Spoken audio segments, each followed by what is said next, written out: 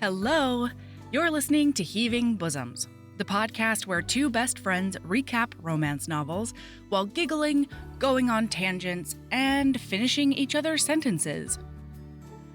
Oh my gosh. Okay, this past weekend, we had our Patreon watch party of Love at First Sight, and I had the best time. I will say, warning to anyone who hasn't seen that Netflix film yet, I cried way more than I expected to for a movie that I thought was billed as a rom-com, but all the HBs who came were right there with me, and the chat session afterwards was like life-giving. So thank you to everyone who came. I really just so appreciate your awesomeness. The recording of that should be up for everyone on Patreon later this week. And speaking of our Patreon fam, we've got some newbies to welcome. So Charlotte M, Caitlin M, Christy A, Caitlin F, or Catlin F, we're going to go with, Miranda, Nicole M, Sam, Maria Dolores P, and Becky K. I'm so glad you joined us. You can look at the new collections to access different types of content, and then nom all of our 170 plus bonus episodes. Also, I've done the tally for our fundraiser for Maui, and after doubling, we're going to be donating a total of $350 split between the Maui Fire Relief Fund and the Maui Food Bank. So thank you to everyone who joined or increased their pledge on Patreon to make that happen. And now we are going back to England times, okay? Sabrina's here, and we're getting into the nitty-gritty of the Sinster family, and maybe one of the most fun heroines ever. Here's our recap of Devil's Bride by Stephanie Laurens.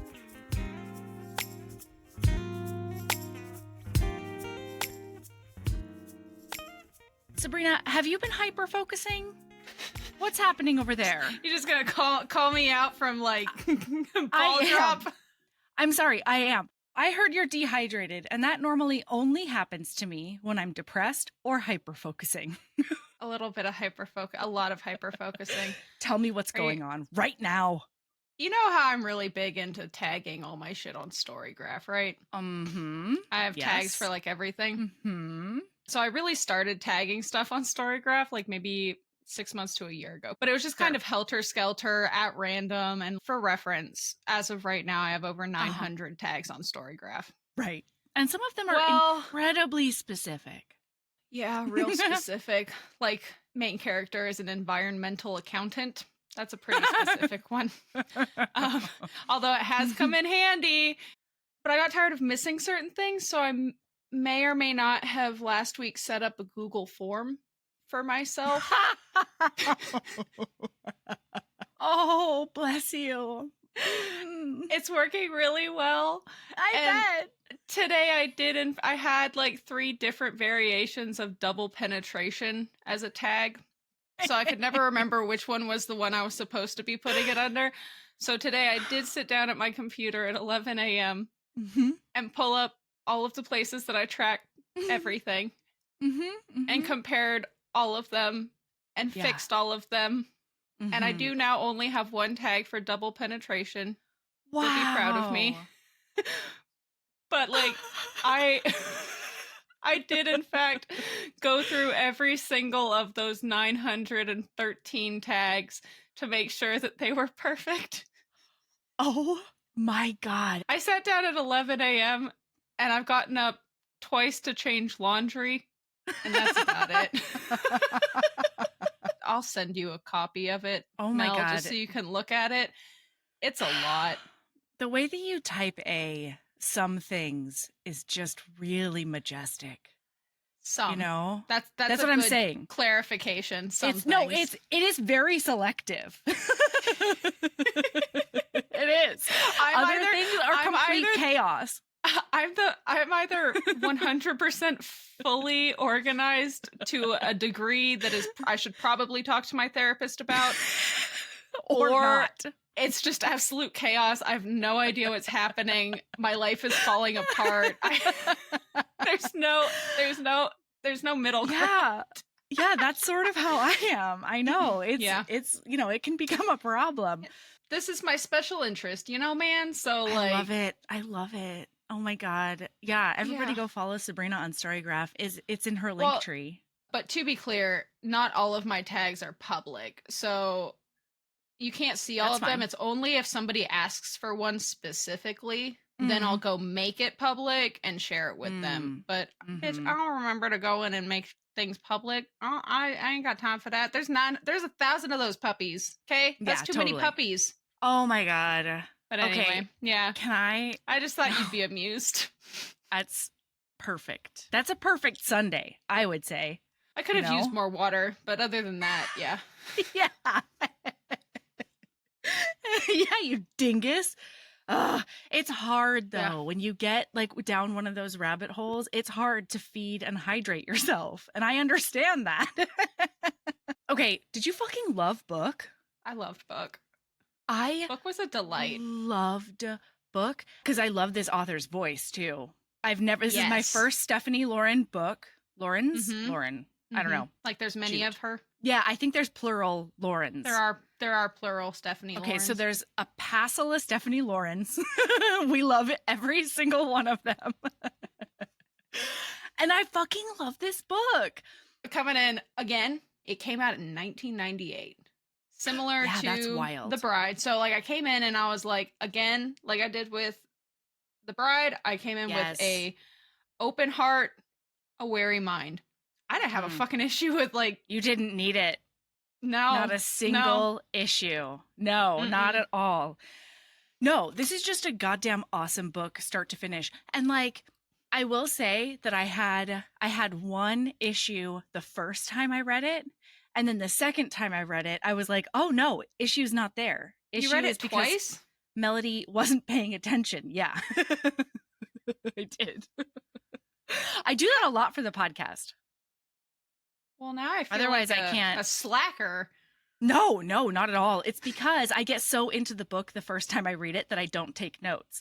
So then I panic read it again, hoping to take notes, not knowing whether or not I will, and then usually know the plot anyway because I've read it twice. So you read it the first time, take no notes, and then speed read it the second time in a panic. I read it one time because I know myself well enough to know that if I go back and try and reread it, I'm not a rereader. And so I'll get 15% in and then I'm going to be like, I'm DNFing this book. Fuck this episode. Fuck this book. Fuck everything. I never want to read a book. No, that's seriously over dramatic, but I just wouldn't be able to do it. So what I do instead is I over highlight the fuck out of this book. It is shocking that Amazon does not come at me and say, "Are you trying to steal this book? Are you doing a big plagiarize? Is every Stephanie Laurens gonna come after you because you're doing a big plagiarize on them?" Basically, and every single one. And then so when you and I are sitting here looking at it, I'm just slowly scrolling. It's stuff that will trigger a memory or whatever. But usually it's it's just instead of being a line, it's 4 paragraphs. Totally. Yeah. Sometimes you do audiobook. I could never. So do that I did for pod. I would die. The first I wouldn't remember anything of this book. No, I'm sorry. The first 2/3 of this book I read with my eyeballs, and then the next third and one was audio. So I'm just all over the place. You know what? Live your best life. I support you. I don't understand you, but I do support you. Yeah, and I feel like that's really all you can ask your friends. Mm-hmm. Yeah. Also, you look so cute. It's kind of maddening. You look so cute right now. I appreciate that. I feel cute. You should. Well, it has to do. Well, you'll hear all about my feelings about how I look right now in my lady love at the end of this episode. Oh, interessante. So, okay. All right, rock on. Okay, so we are coming in hot with Honoria Prudence Anstruther Weatherby. The year 1818. Sure, one of those ones. Yep. And she is a governess, but she's a very selective governess. She's only doing finishing governessing, which is means where basically she does like the finishing for the last year before the ladies come out. yeah, into society. yeah. She Not does as all queer. the I be wish good at in my balls. dreams. Yes. And she is that way because she's rich as fuck, but she's just being really eccentric and like wanting to Well, so the thing work. is she was going to be coming out into society, but then her parents died when she was 16. And so she would have been coming out into society when she was 17 or 18. And because her parents died, there was nobody to take her into society.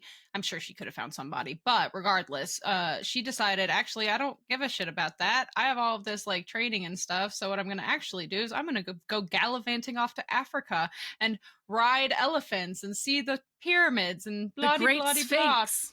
and then but I can't do it when I'm 18 because that seems like a recipe for disaster. So instead I'll become a finishing governess for a couple of years, and then when I get older and I have access to my own money and I'm my own woman at 25, I will go off and see the Sphinx and ain't nobody can Africa. tell me otherwise.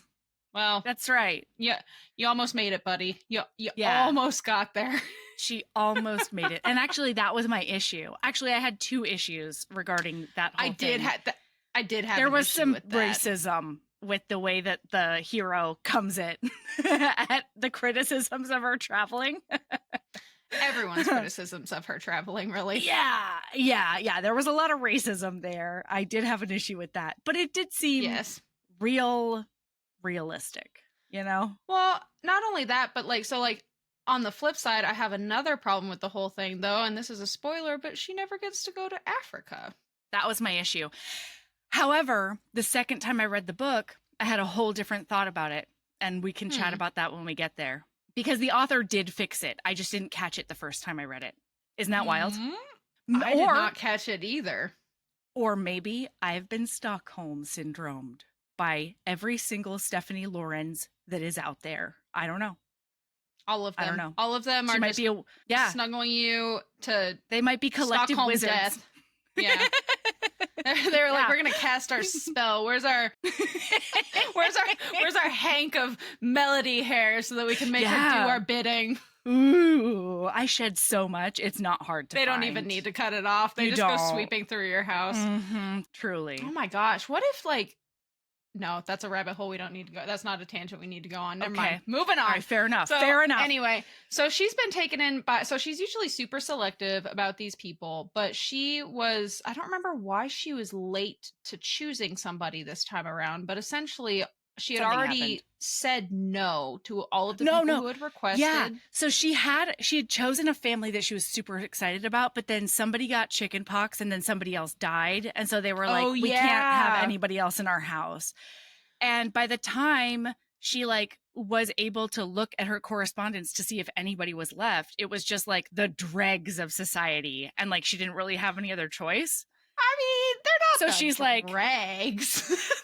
I mean, listen, I bet they are perfectly lovely, but they do give me a lot of Mrs. Bennet vibes. Lady Claypole gives me a lot of Mrs. Bennet vibes. Whoa. I'm not saying that this is a cool family. I'm just saying that they're not the dregs. That seems harsh, but also they're not kind about this family. Of the hot ton? Yes. You don't think they're the dregs of the hot ton? I feel like they're draggier people. Anyway, she's the girl has no conversation. I guess she's pretty kinda, but I don't know how I'm supposed to get her up to scratch. Oh especially since she's straight up she's unkind. She's about this woman. She's I can't believe that I have to do this because oh gosh, I can't imagine any duke being interested in applying for her hand because she had taken to be seen and not heard way too intensely, and she's may as well have marbles rolling around in there, just ping-ponging from corner to corner. I can't believe she knows how to get out of bed in the morning and feed herself. I can't believe she's not still in diapers. She's real mean. That is a huge exaggeration, listener, but It's not wrong. It's not wrong because we meet her in the first chapter and she's trying to figure out who the Duke of this part of England is because she's like, he's got to be like a recluse if he's coming after this girl. And so Honoria is like, I have to figure out what this weird Duke is into. Yeah. Which is the Duke around here, except she doesn't realize that when she talks to everyone, there is only like one ducal seat nearby or something. So they're not going to be like, it's the Duke of Hampshire or, you know, whatever. No, it's just the Duke. It's the Duke around here, period, the end. So that's what she's trying to do right now. She's off in like a wagon. She's got her little, but yeah. What's up? I have one question for you before we continue. Tell me everything. How do you pronounce the heroine's name? Honoria. So you don't put or maybe it's Honoria. No, it might be Honoria. The reason I ask is I have always pronounced that name Honoria as if there's no H. Honoria. Yeah. But she specifically talks about the French mom. Calling her they say Honoria. herbs. Oh. And they say herbs. That is true. I didn't even think about it. You're right. Is it's it a hard Honoria? H. Honoria. I'm not doing that. I can't do it. I'm so sorry. I'm French no, now. That's fucked up. If I know how somebody's name is pronounced, I will, even if it's hard for me to pronounce, I will pronounce it correctly. But also, I don't think Honoria is going to care too much. I don't either. She was fine with the matriarch doing it. So, like, I'm just French now. Even if she was... Honoria. Oh, bon.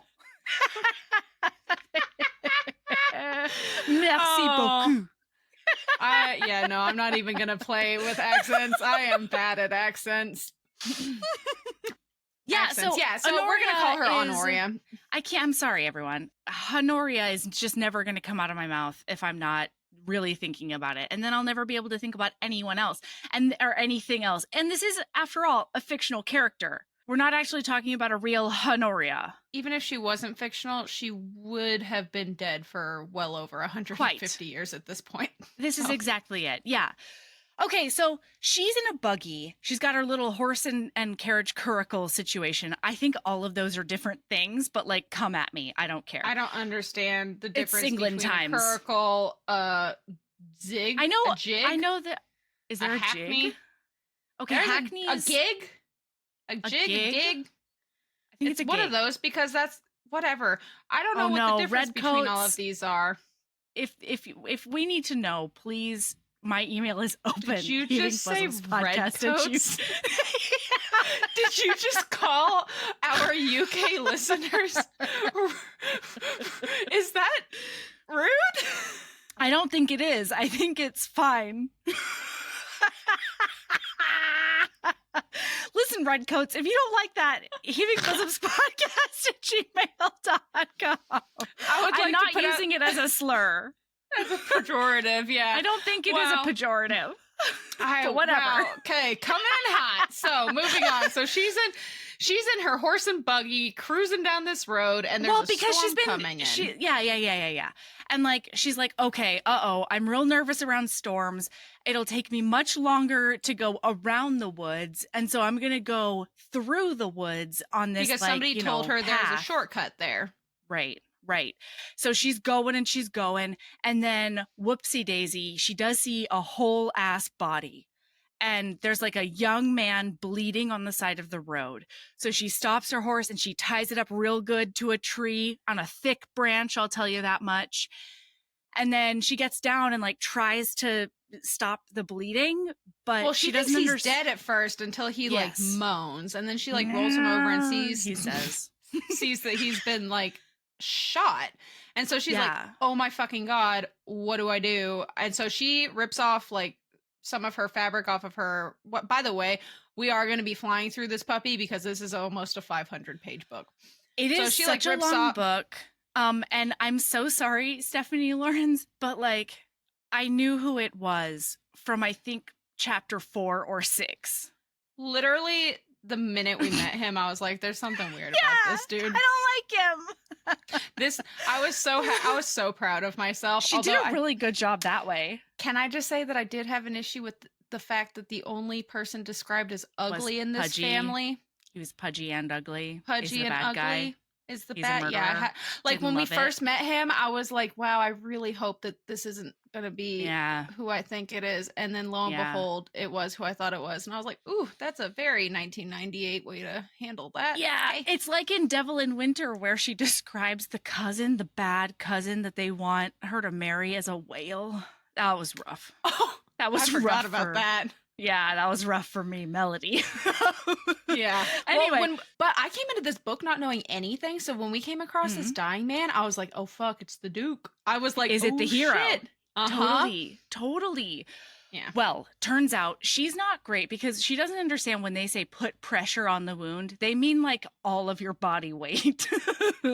Yeah. And so she's just like sort of like holding her hands over it, being like, it's still spurting. I don't understand. Spurt. Oh, no. I didn't take it that way at all. I thought she was putting pressure on it. Yeah. Like I mean, she was, but he's like, lay on him, basically. Oh, yeah. When like, he you gets have there, to yeah. use your whole weight to really do it. Yeah, because guess what, listener? The man dying on the ground is not the hero. He's the not. hero instead comes riding up on a giant black stallion in his giant black overcoat, looking like the devil incarnate. Yeah.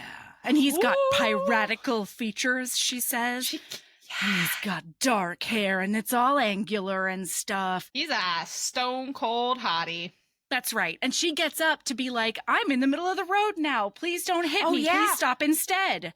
Because and, like, her horse has run away at this point. Her horse is gone. Yeah. So her horse spooked at some thunder and it did take the fuck off. And it tore off the entire tree branch because she tied it up so well. She will have everyone, including that Duke, know. And so she's like, look at me. Don't hit me. Stop instead. And he stops. He curses her out like nobody has ever done in her life. It's amazing. And then he's like, "What are you doing, woman?" And it very much gave me James Big Swingin' Dick from Jane Eyre. Do you know the new one? That the one. Shoot.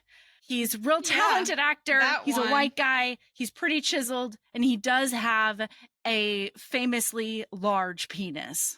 And he was in Jane Eyre. And he was in X-Men. He was young James Magneto. McAvoy? That's the one. No. Isn't James McAvoy X-Man? No. Dr. Xavier? Isn't that James McAvoy? I'm the worst possible person to be asking. Shoot, everyone. They're shouting at me. They're like, Melody, we talked about this on the podcast. You need to get your life together. Anyway, you know who I'm talking about, listener. It gave me very much that, like when he comes at her on the wood in that movie, in the Jane Eyre movie. Anyway.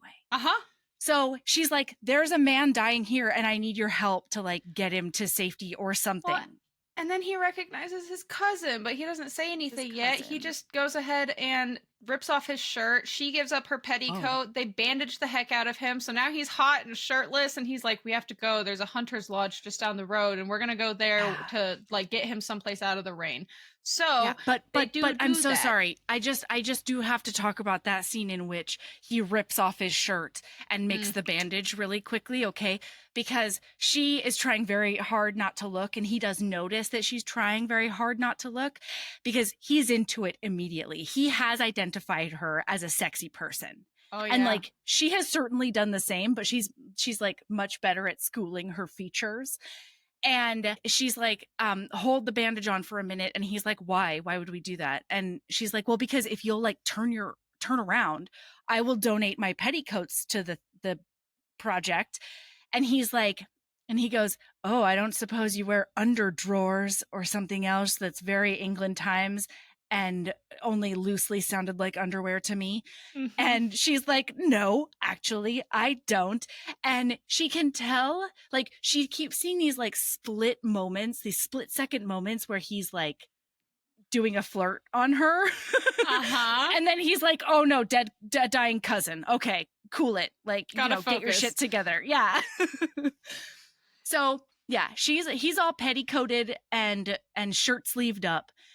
He carries the cousin and she like leads his steed to this hunter's lodge. Mm-hmm. And they go in. She takes the horse out to the makeshift stable. Mm-hmm. Yeah. And it's really cute because I feel like we've gotten a lot of glimpses into her personality, but this was one of my favorite like small glimpses because the horse is like obviously really nervous and she just looks at it and very seriously says, "Stay calm." And then goes into the house. I loved that. She's just such a delight as a character. Like, she's so well fleshed out. Yeah. Like, oh yeah. Oh, Yeah. God, love her. Yeah. And him. I just love. So I just love them both so much. Yeah, so he goes ahead and starts a fire, and she's over by, we don't know his name yet, but his name's Tully. And so she's taking care of him, and she asks him for some water so that she can clear up some of the like mud and blood and stuff off of that. So he goes, gets water, all of that, and she's taking care of him. And after he gets back inside, she is over there, and then the cousin starts talking, and he's he calling says, for devil. And Honoria's like, she's like, fine. "Oh no, the devil's not here. I'm gonna make sure he doesn't get you," talking to him like he's a child. Yeah. And he's like, "No, need devil. So lo and behold, the strange man comes rolling up, and he's like, I'm here. He like shoves her out of the way. He's like, I'm here, Tully.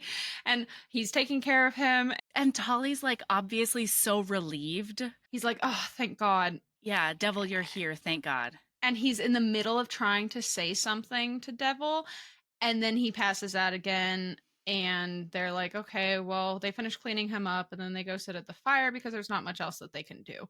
So they're just waiting for him to wake back up. Yeah. And as they've been like undressing him and stuff, they notice that he's wearing this shirt with like these outlandishly big pearl buttons on it. Mm-hmm. And that's the reason. One of them is like nicked. Mm-hmm. Yeah. And so that's the reason that it didn't like go straight through his heart, because it got it ricocheted off one of these buttons and like went in a different direction. Because if it had gone straight through his heart, he would already be dead. But because it's ricocheting, he's bleeding to death. Right. And at this point, Devil is already well aware that like Tully's not coming back from this. Like, and Tully's he's made it about to really die. clear to her that like he's seen death a lot, and Tully's not long for this world. Yeah, because he was at the And Battle of Waterloo. I almost said Winnipeg, and then I was like, There we go. was there a battle at Winnipeg? I mean, I'm sure that probably. there has been. Yeah. But yeah, so he is, now they're just sitting by the fire and getting to know each other and like kind of chatting, and he hasn't said who he is yet, and she's just going on and talking, and then it's, Well, I love it because Honoria's my favorite, because she's like, well, now that we're talking, he'll definitely give me his name, because as a lady of my station, it is not my responsibility to ask him for his name. It's his obligation to tell me his name. Yes. Yeah. And like, he just doesn't. And she doesn't really have like an acceptable England way to be like, hey, what's your name, bud? Yeah. Which is like, wild to me. Which is his, well, but the most, like, what the funniest even part is that? The funniest part of this, though, to me, is that ultimately everything about this is already inappropriate as fuck. You're alone without a chaperone in a freaking cottage with a strange man. The thought has not even crossed her mind at all. Ruination has not crossed her mind. Well, I also, part of that is because I don't think that she gives a fuck if she gets ruined, because she's going to fucking Africa. Who gives a shit if she gets ruined? She doesn't care about all these toffs. No, absolutely. Yeah, I see what you did there. But like, she doesn't care, and so they're talking, and then she's like, she starts trying to grill him for information about the local duke. Yeah, because she's telling him all about her governessing. He asks for her name, and she gives it to him, and she's like, I'm Honoria Prudence Weatherby, and he's like, I'm sorry, is that Anstruther Weatherby? And she's like, yes, technically, but like, I don't want to really talk about that side of my family. And he's like, okay, so I guess she's like big time, long family stuff in this society. You know, her family is like, goes way back. They're a big does old all deal. the shit. And so, just to like give you some clarification, listener, the reason that they don't talk to each other is her mother married below her class, right? Or was it the opposite? Dad married below his class. And so, and it wasn't even like below. It was just that the his dad. It wasn't like the cream of the crop. It wasn't like, who the dad wanted him to marry. Mm-hmm. It was just like some other bitch that he loved and he wouldn't compromise on. Right? And so like the grandfather was like, well, then get fucked, son. Yeah. Yeah. And they like literally didn't talk again. Ever again. Like she doesn't talk to her grandfather. What was his name? Malbec? Nope, that's a wine. Malcolm?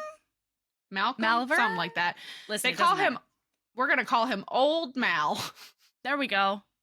Yeah, and so he gets a lot of her life story because he's like, why are you governessing? This doesn't make any sense. And she's like, well, my parents died. She tells him about the whole Africa plan, blah, blah, blah, blah, blah.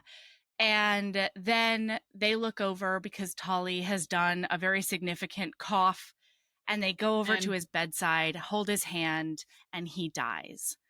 And it's so sad. It makes me like really 20. Emotional. Yeah, like, he's 20. We barely even know this dude. He has said like one line, and when Tolly died, I was like, oh, ouch. No, because it's funny, right? Because later on in the book, it might not even be very, very long, but she says that she's struck by the wrongness of his death. Yeah.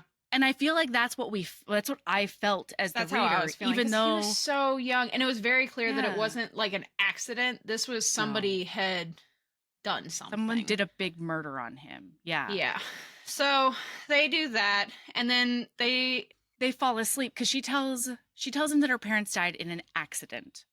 And then they fall asleep in different chairs, but the storm is going bananas outside. So turns out that Honoria, when she is frightened from a storm during like thunder especially and lightning and all of that, she sleepwalks if she can get to sleep. Like if there's a storm happening, then she sleepwalks. And so she like jumps up and is walking forward, and he's like, oh my gosh, no, get away from the fire. She's going to walk into the fire. Yeah, so he like scoops her. Oh, this was so cute. He like scoops her up. He's been shirtless this whole time. They've been having just like regular conversations with him just shirtless and rippling muscles and stuff. With that godlike body. Gleaming in the firelight. Oh, boy. And you can tell that she makes note that all of him is like tanned and bronze, which means that like that man is shirtless a lot. Well, and it's so funny because she does a really good job of showing us that in different ways, because like later on the next morning when they go to his house, he's still shirtless, and like the butler just, it's like regular stuff. They go and meet his mom. His mom does not comment on the fact that he's just doesn't chest even notice. Out. Yeah. Like it's just normal things. But yeah, so he's holding her. He sits down in his chair and he holds her in his lap and he's like squeezing her. And this, listener, is when we find out that this man, who we now know as the Duke, Sylvester, the Duke of St. Ives. He has decided that Honoria is to be his Duchess. He has made the decision. Literally, we jump into his perspective and he's like, well, my future bride's sitting over there just, really writhing in this storm or whatever. And he's fully like, it's all in third person, so it's not written like this. But he says like, when I wrote out this morning, I didn't realize I was looking for a wife. And yet fate has decided to like plunk her in front of me. Because there's this thing in the St. Ives family where they're like, when fate is ready for a man of the St. Ives family to marry, fate will put her in front of you. Yeah. Yeah. And so Sylvester is like, here we are. All right. This is my wife. Oh, I'm hey, so girl. Ready. Time to get married.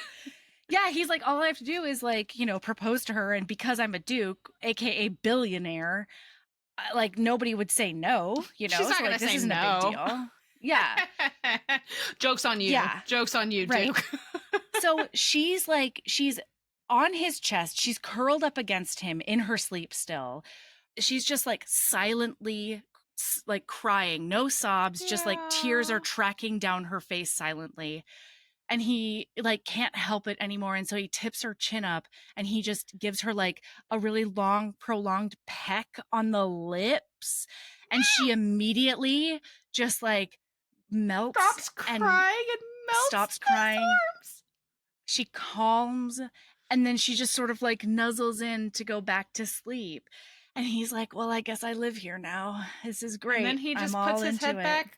He just puts his head back and goes to sleep. He lays his head on her curls, it says, and then he goes to sleep. And it's the sweetest thing in the whole wide world. He says, like, It is the sweetest thing. that he like switches his body around so that he's more comfortable with his bride to be on his lap. Yeah. And then, listener, we wake up and shit is hitting the fan. So he wakes up because he hears somebody outside the cabin. And so he carefully gets up and settles her back on the chair, and he's still Without shirtless. her waking. And he goes and opens the door, and it's two of his cousins and the mother and father of the girl Of that Claypole she's supposed Town. to govern. Yeah. Yeah. And so they're like, what the fuck? And he's like, oh, just got caught in the rain, blah, blah, blah. And he's like, he's playing it off cool. He's not going to let anybody know that Honoria's in there. And then she wakes up and sleepily like makes her way over to the door when she sees him, and everyone can see her. And oh my gosh, the Claypoles are like, oh, what the, like, how dare you? If this is how you're going to be acting, blah, blah, blah, we're going to like pack your stuff and send it wherever you're going and blah, blah, blah. And then St. Ives pops in and he's like, okay, that's very kind of you. You can send it to the place. Yeah, you can send it to Summersham Place, my ducal residence or whatever. And meanwhile, he still has not told her his name. And so as this is all happening, she's finding out third hand because of the way they're addressing him as His Grace, which is hilarious, like, because the night before she was talking about the Duke and how he was practically affianced to the girl that she's governessing, and he's sitting there and he's like, interesting, didn't know that. Yeah, so Lady Claypole is huffing and puffing and all but calling her a strumpet, basically. And he is like, well, I'm very excited that you're sending her stuff to my house because she is my future bride. And Lady Claypole says, oh, your Grace, I'm sure that this doesn't require such a sacrifice from you. I'm sure that she would come to some sort of agreement. And her husband is being like, we gotta go. Like, you're committing social suicide. He drags her away. And then after they leave, his cousins are just like, Merp? The fuck, man? Yeah, what's going on here? What's happening? And then he's like, okay, Honoria, you go take a seat. I'm going to get this figured out. So he has her go sit on this log. He loves the fact that he can see she wants to fight him about basically everything he says. Because he's never had somebody stand up to him. Ever. He's a fucking duke. Everybody lays down and are like, yes, step on me, sir. Instead of like... Truly. That's a really... Yes. And ever since like the night before, he would have expected her, because, misogyny, to be like falling over herself and going into hysterics and whatever. And he's been really impressed by the way that she just sort of stepped up and was like, this is what we have to do pragmatically to like keep this person alive or whatever. Yeah, she's not doing any of that. She kept her cool like the entire time, even when she was covered in blood. Yes, absolutely. And especially when he told her, like, Tolly's definitely going to die. Also, he's my cousin or whatever. That's when she was like, will you get me a bowl of water because I want to clean him up? And he sort of looks at her like, what are you talking about? And she says, well, if he's going to die, he may as well die clean. And he's like, oh, all of my heart parts are, oh, no. Well, yeah, because it's mentioned multiple times throughout the book that if you take care of the Sinsters, you're taking care of him. Like, his love language is be kind and loving to my family, basically. Yeah, absolutely, because he's the head of the family. So he's like, go sit over there. And she has this whole war in her brain about, like, don't tell me what to do and how dare you. But also, you do have to go talk to your cousin. Is dead inside. About that other dead cousin. So, like, okay, I'll go over there. And so he, like, goes and tells his cousin Vane, who is, like, his BFF from childhood. And then his cousin Charles, who, like, doesn't really look like anyone. And is like he's not really a part of like the close-knit part of the family. Like he's always been sort of Charles. Stuffy. Yeah. And he is Tolly's oldest brother. And so he's like devastated, and his voice is breaking up as he's talking, and like he can't like wrap his head around it basically. So Mhm. when he comes out to get his horse and take her home, he says, "We're going home." Mhm. He sees that she's not sitting on that specific log that he told her to sit on, and And he he's immediately like, immediately where the fuck is she? I need to he go get her. What if she panics. ran off into the woods? And then it turns out she was just wearing a brown dress and it blended into the background. Yeah, And she so was like just pacing. he notices her and he's like, oh, Oh, I was good. not worried Yeah. that she disappeared. I wasn't totally having an internal meltdown at all over a Not woman. me. No. Never. And so, so- she's like, okay, so he's gonna go off and get one of the gigs and come back for me. And then he's like, nah, ma'am. So he tosses her up on top of his big old black steed and then crawls up behind her. No, I'm sorry, crawls is a undignified way to say what he did. He Launches himself. seductively Yeah. launches himself up right behind her and then like And then snuggles pulls her up to close him. to him. To his, and she can feel the heat of his skin through her clothing. And without her petticoat, there's only one layer of fabric between her and this shirtless male or something. Or like maybe two because of the shimmies. Listen, doesn't matter. Whew. And she's like, "Hey, that was really cool what you said back there. Thank you, I guess, for having so much care for my reputation. But like, we're not getting married." And he's like, yeah, we are. No, we're definitely she's getting like, married.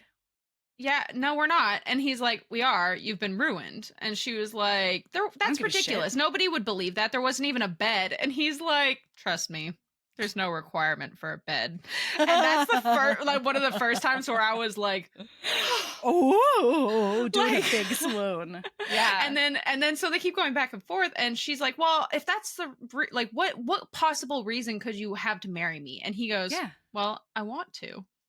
I want to. And she's like, why me though? And he's like, you're unique. And it was just. And she's like, unique. Like she's trying to get mad about it. And then she's just like, Mhm. it's the shock. I'm sure it's the shock. We don't even have to come to any senses. decisions right now. It's fine. Like, I know you're just out of your head basically right now. And and he's like, no, I'm taking you home. And she's like, well, You're I'll gonna write meet to my the brother Duchess. and I'll have him come pick you up. Or like I'll have him pick me up. And he's like, well, no, you're not going to do that because we're getting married. And like they just keep on going back and forth like this.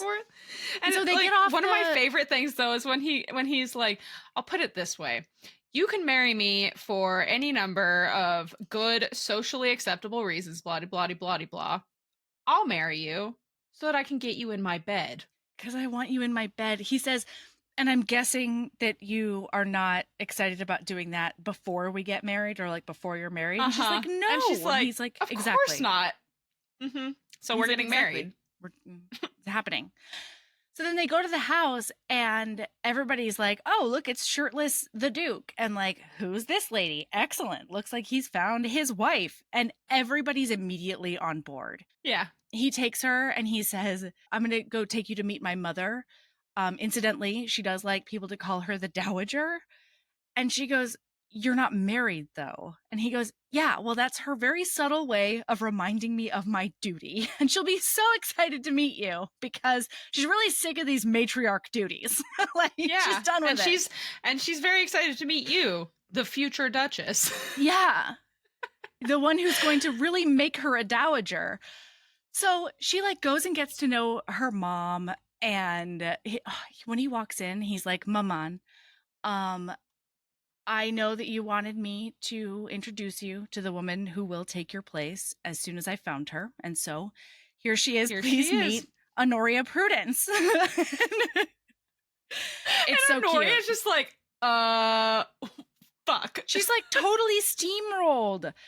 And like, so everything starts happening at lightning quick pace because they have so many things to do for Tolly and like notifying the family and having the wake and, doing all of And the the things you have funeral, to and do. because you can't exactly wait for a funeral in No, not 1818. right now. Yeah, Formaldehyde doesn't do a doesn't ton of, no, freezers, not they a don't. thing. Yeah, So it's not really helpful. yeah. So it's adorable though, because she's like, I've been trained to basically take over a house like this from birth. And so when I noticed that like the dowager is in complete hysterics and can't really deal with all the things that have to happen, she just sort of She just steps steps in. in to be like, give me the lists, let's check them 3 times and make sure we have all the rooms readied. And like she's just like And taking over. there was no wait, like there was no stuttering for her. Like it No, was just, it went so smoothly because this is what she's been trained for her whole life. And then this is what she's also training those, like her finishing students to that's do. right. Like That's right. this is what she has been born and bred to do. This is it. Yeah, they And say so that she takes many over. times. And she ends up, because of this though, during the funeral and the viewing and the wake and all that stuff, everyone is immediately assuming that she is in fact the Duke's bride to be, because she's taking care of the Duchess's duties, like Yeah. taking care of the household and things like that. And so she's in the funeral. This was one of my favorite scenes. Is she's at the funeral, right? It's after the viewing. Yes. And so it's after the viewing, and they're all a bunch of family and like close friends have shown up. It's not everybody that's coming to the funeral, but it's like a quote unquote small gathering. Yeah. And they're all in the parlor, and there's food and all of these things that are going to be happening at dinner. Well, all of a sudden, somebody pokes their head in the door and they're making eyes like, I need you, to the Duchess. And so the Dowager Duchess catches her eye, And she's like, because can you go take care of that? So she does go take care of that. And guess what? Turns out there was the devil horse. The devil horse, who hates everybody, right? This horse hates the everybody. black steed Can can't only be handled, but he was in a paddock, and the person who was on their way back with all of the cake, he scared them, because you have to go through the paddock to get from town to the back, like to the kitchen door, and scared them, and then proceeded to eat all of the cake. Yeah, because the cake goes flying. Yeah. And so he's just over there eating all the petite four. And so she's like, first of all, that mental image is hilarious. But also we do have to fix this major problem. And so they end up doing like just scones and clotted cream and like she and some of the younger family members figure out a way to distract everyone. Well, it's not those just twins. Figure out. It's the twins. It's Tolly's younger sisters. They're 16, and they're going to be being presented the next year at the like when they come out for the season. And it's so sad because they're like, I don't know what to do. And so Tolly's their big brother. Yeah, and so she ends up getting their help to distract everybody for an extra half hour so they have time to cook the scones by playing like music on the harp and the pianoforte. And and so she's hanging back as everyone's like listening to this beautiful, like mournful music. And he comes up behind her. He's always coming up behind her and whispering right in her ear in a very sexy manner that I had a hard time with. And so he's like, what? This was inspired. Like, what happened? And she goes, well, Mrs. Hull, the housekeeper, is like thinking about ways to make your horse into cat food right now because she's so mad about these cakes. And he's like shaking with silent laughter. And then he says, like, you really basically did an amazing job fixing this and making it seem like seamless. It was intended. And then he said, and we'll have the twins play for the wake tomorrow too. And she turns around to like sort of give him a questioning look, and he says, it'll make them feel better to be useful, like have something to do, because just, directionlessly grieving is a really hard thing to do, especially in front of other people. And it's just like, I don't know. I love these moments because she knows him by reputation as Devil Sinster, as like a rake, and a gambler Yeah, and well, a because lout. the minute she found out who he was, she knew exactly who he was. Like once she had a And name. yeah, and that's the exact reason he would not tell her his name, because he knew that she wouldn't have relaxed around him because of his reputation. Well, But obviously she I mean- shouldn't have relaxed around him. I mean, he was fine. Yeah, I was fine. He was with also it. he was also being on his best behavior that night, Yeah. partially because Yeah. his cousin was dead in the bed right there. There was that corpse nearby. Yeah. Yeah. Not that that stops some of the heroes and heroines in the books that we've read. It's true. It's true. But yeah, it's really cool because in this like few days that we watch them navigate, she's realizing how completely dedicated he is to his family and how much respect and sort of honor he puts on being the head of the family. And she's starting to get a little bit pissed off at him because the magistrate has come by and they've decided that like Tolly was killed by a poacher or a highwayman. And she's like, we've had multiple conversations about like why that's practically impossible. Not what's happening. Yeah. Like that's not what fucking happened. He was shot by a pistol. That's not what poachers have. And all this stuff. And so she's like, you're okay with this magistrate business? And he's like, yeah, I'm perfectly fine with it. Now let's change the subject right now because women shouldn't talk about shit like this. And she's just like, this is insufferable. This is not okay. So she decides, she has decided that she's going to find this murderer. Yeah. She's going to do her own investigatory practices. She says that her place is to defend the innocent. Because Tolly was so young. Well, because his and his cousins, they're going to get revenge, but hers is to basically just take like what you just said about this. Sorry, I'm getting really emotional just thinking about it. I know. I love this book so much. Well, so yeah, at the actual like funeral when they put the casket in the ground, she looks at like all of these six sinister men standing next to each other, and it's very, very clear that I can't wait for all of their books. God, I know. I want to read Lucifer's book so badly. Yeah, I also want Scandal's book. I want Scandal's book so badly. Okay, but yeah, so like you just said, she's looking at them across there, and that's when it hits her. She's like, oh.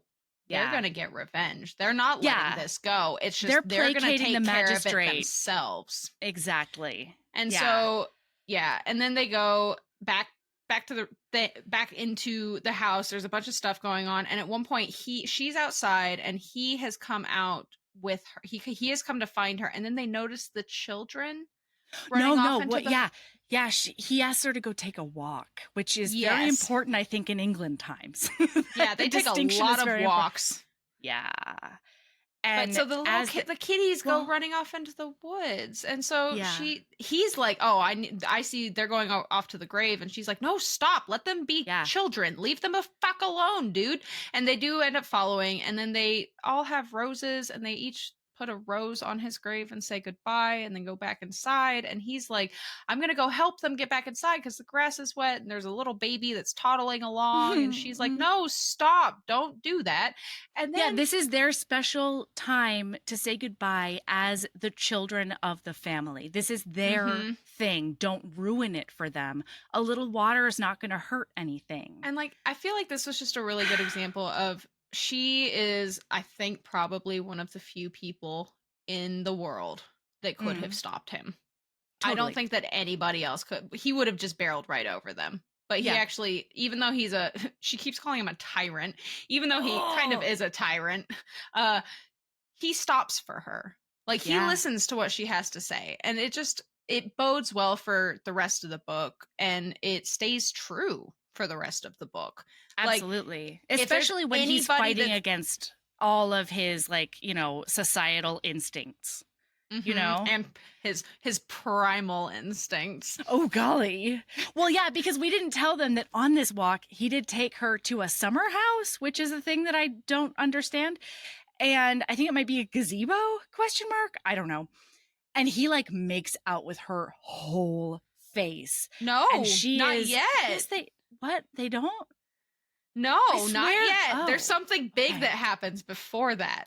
What? Tell me everything. Oh my God. So this is, I think, probably like so that night, this is when she confronts him, and she's started to listen because all of the cousins are walking around at the funeral, Yeah. like at the thing after the funeral to get intel. Nobody's getting it, but Mhm. she has gone to listen to Devil like sneakily on the terrace, and then they have an interaction there. But this is when she knows that, okay, this is confirmation that they are looking, but they are looking in all of the wrong, like she's trying to get as much information as she can. Well, next day Mhm. she's in this summer house, which I think is basically a greenhouse. That's how I took it. Like a little Oh, okay. greenhouse. Okay. I could be wrong. But Okay. she spends time out there even during winter, which makes me think it's warm in there even when it's cold. Which makes me think greenhouse. But so while she's Yeah. out there, she's working on her embroidery, sitting in this little area, and then Charles comes up. And This is after they've made out. I'm so sorry because no, it is because when they follow the children up, he pulls her into an alcove and makes out with her again. They do a big stair make out in an alcove while the children are pitter-pattering all the way up. Then he like drops her off at her room and is like, sleep well, Honoria Prudence. He will only refer to her at this point as Honoria Prudence. Oh my God. Yeah. So like, it doesn't really matter, but like they're doing hardcore makeouts, listener. And I just need you to know that because like this child thing happens, I think, after the actual funeral part of it. Mm-hmm. And then the next day, everybody else has left. The family's going to stay for a little while, but Charles is going to head back to London. And that's when he comes in to be like, I heard that, you know, you're in a predicament ruination wise. Okay. And so I think that I want to Devil give you said another option. Yeah, Devil said he would marry you, but like I'm telling you right now, Sylvester is not the man for you because you seem too like smart and with it and sensitive. I think he calls her sensitive. And so he's like, if you need someone and you don't want to go down that very unwise route, please know that I'll marry you anytime, girl. And she's like, you're a sleazeball. Slimy little kid. Yeah, and I hate it. But I'm also gonna be like, she's like, you honor me with your proposal, sir. However, I'm not marrying him or you or any man. I will be going to Africa. And he's like, she's dead set on Africa. Yeah, she is. She is. And he's like, oh, okay, well, neato. And then he fucks off. So now she's like hanging out with the mom. And he keeps on, you know, every once in a while just being like, would you like to go for a walk? Maybe we could make out a little. You like it when I kiss you, all the things. And oh my God, I'm just going to skip real quick to chapter 10 because I wrote down one of their interactions that made me super happy. Is that okay? Or is there something else that and you need honestly, to say before? This book is so long that I feel like it's going to be a lot of us saying, this was an interaction I loved. This was an interaction I loved. Yeah. This was an interaction I loved. Now it's time for the intrigue part, the end. So truly, because you love. Yeah, because like basically this book is the shit goes down. They spend time at Somersham Place. Then they spend time in London. And then other stuff happens in London still. And then they like come back to Somersham Place, end of book. So like, yeah. Okay. So tell me. He pulls her onto the terrace. Okay, one thing that's happened is that she's written to her brother to be like, come and get me, because he's gotten a little bit tyrannical at one point. And she's like, I'm not going to deal with this anymore. I should go because he's not giving it up. And like, it's pretty confusing basically to her. So Michael arrives. For good reason. Yeah, absolutely. So Michael arrives, her older brother, and Devil stops him beforehand to be like, I don't know what Honoria wrote to you, but I'll just start from the beginning and tell you everything that happened. Does that work? And Michael's like, yeah, cool. So he tells him the whole thing. And then he's like, yeah. And so I think the only thing to do is to get married. And Michael hilariously is like, to you, Devil Sylvester Sinster? And he's like, yeah, who else would marry her? And he's like, I was just checking. He's like, I was just making sure. I don't know if you're pawning her off to a cousin or something. So, Charles. and then he's like, well, I want to be able to like sort of persuade her. And Michael's like, not coerce her. And he's like, no, absolutely not. But I do need her like kind of close by for my plan to work. Yeah. So they come up with this plan that like the dowager will just tell everyone in town that like she's her companion, and people can like come to the conclusions they'll come to on their own. But since they're sinsters, they don't like have to play by society's rules, and like they don't owe anyone an explanation. when you're like one step below royalty and you've been like your name has been a solid gentry name for the past like 800 years, you sure the fuck don't you could do whatever the fuck you ding dong want to. I mean, and the amount of times he talks about his ancestors as being like conquerors and stuff, and like how they sent his dad to go like deal with a Scottish uprising and shit. Like, it's not all good. Well, because so there's a lot of problems. Well, there's a lot of stuff that's going to come up over and over in this book regarding that, where the Sinster men are considered invulnerable. Like they can't die. Sinster men, true Sinster men. I was pissed about this at the end. Die in their bed. Why were you pissed? That's so mean to Tolly. Don't say that shit. So poor Tolly didn't do anything. I considered it not the same thing because he was murdered. He was the one not invulnerable Sinster. He did still die in a bed, though. Does that make him not a real Sinster then? I think he died in a bed. I think he died in a bed, and so therefore he's a real Sinster. You want to know who's not a real Sinster? The one who got 2 gunshots through his chest. That's the one. Yeah, that's the fucking one. Yeah, so anyway, he's like, I need her close at hand. So we think that like the Duchess should just introduce her to the ton, because even though she hasn't like she's been governessing around it, she hasn't really been in it at all. So Michael convinces her to like hang there for 3 months, saying that like this is not saying that you're going to marry Devil.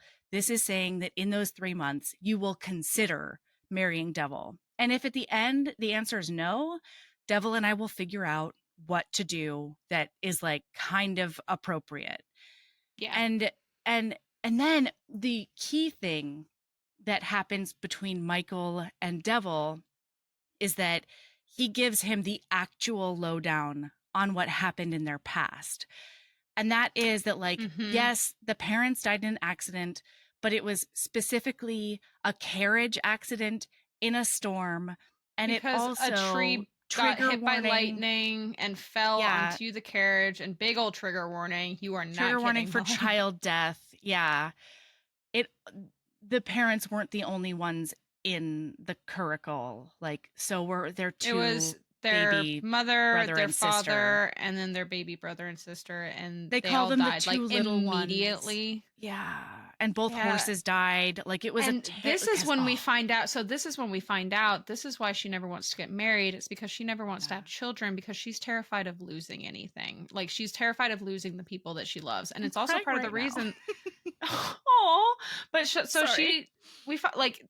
we put that together later in the book when she basically Devil puts it together right away. Well, I didn't, because I'm a big old fucking numbnuts. Okay.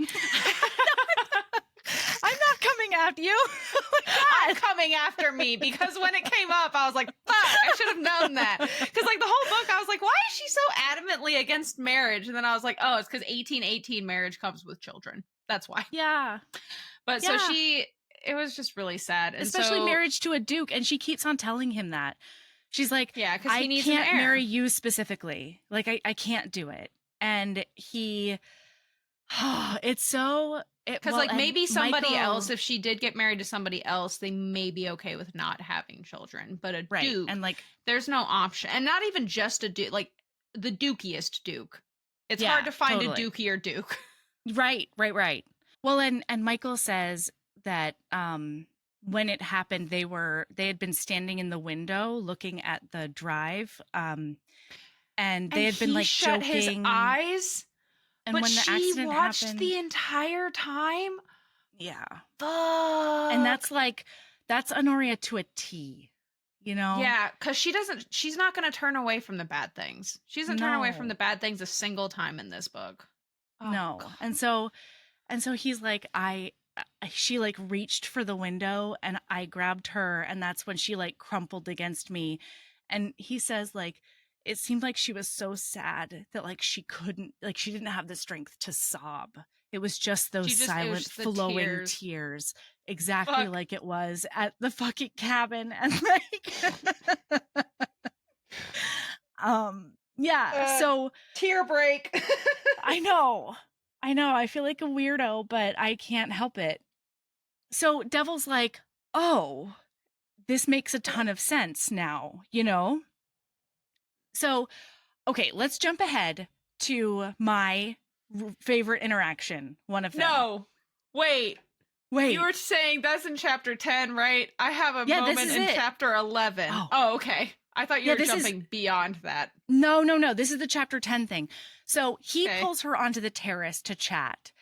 And he's like, basically like, if we're going to enact this 3-month plan, I need to know that you're going to seriously consider being my wife during those 3 months. Like, you're not going to do your stubborn Anstruther Weatherby thing and just already have your mind made up. If we're doing this, I really need you to think about it.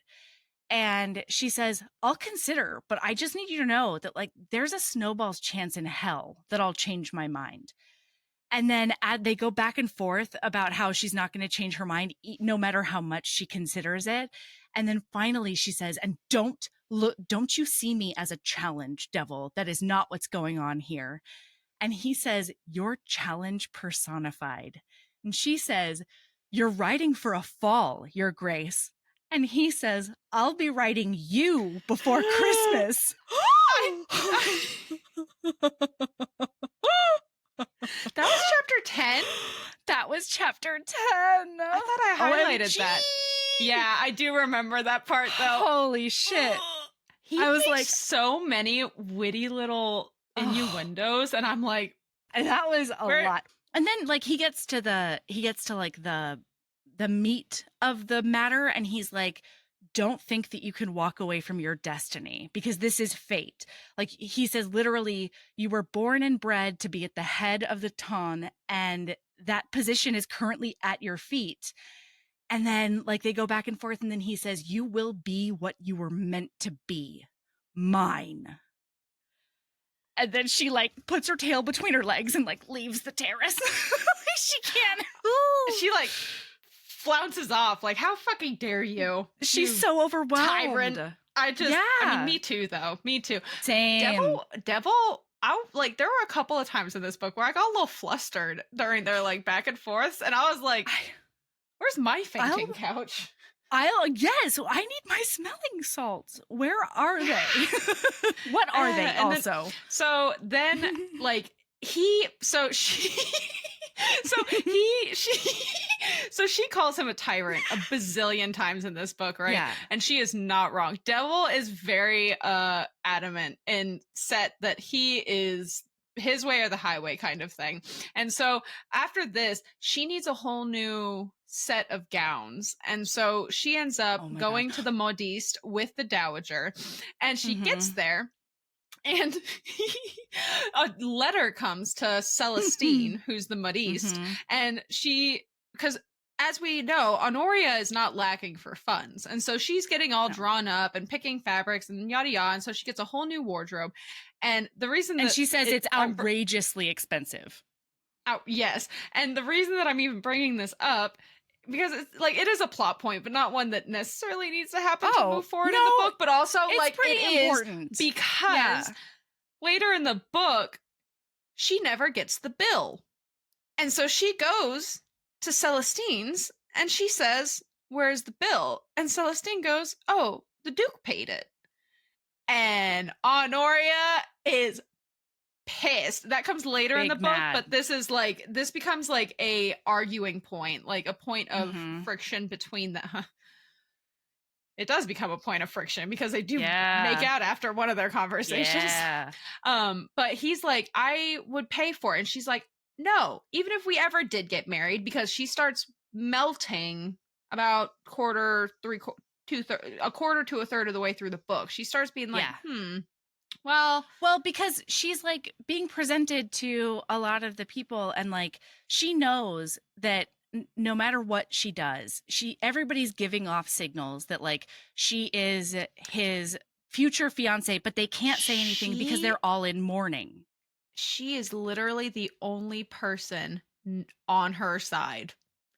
Everybody is on Devil's side. Everybody. Yeah. The Dowager is hella on his side. All of his cousins, the whole family, the twins keep going, "So when are you and Devil getting married?" Like, everybody. And it finally starts to change. Her mind finally starts to change at one of these functions where just a wise crone, just an old ass stubborn lady. That was what I was gonna say when I said, "Oh yeah, I thought you were skipping forward." So Lady Osbaldestone, that's the one. She is just a cranky old matron of the ton. And she is a grande dame of the ton. And she seems like an English Skeeter to me. Well, Skeeter from Steel Magnolias.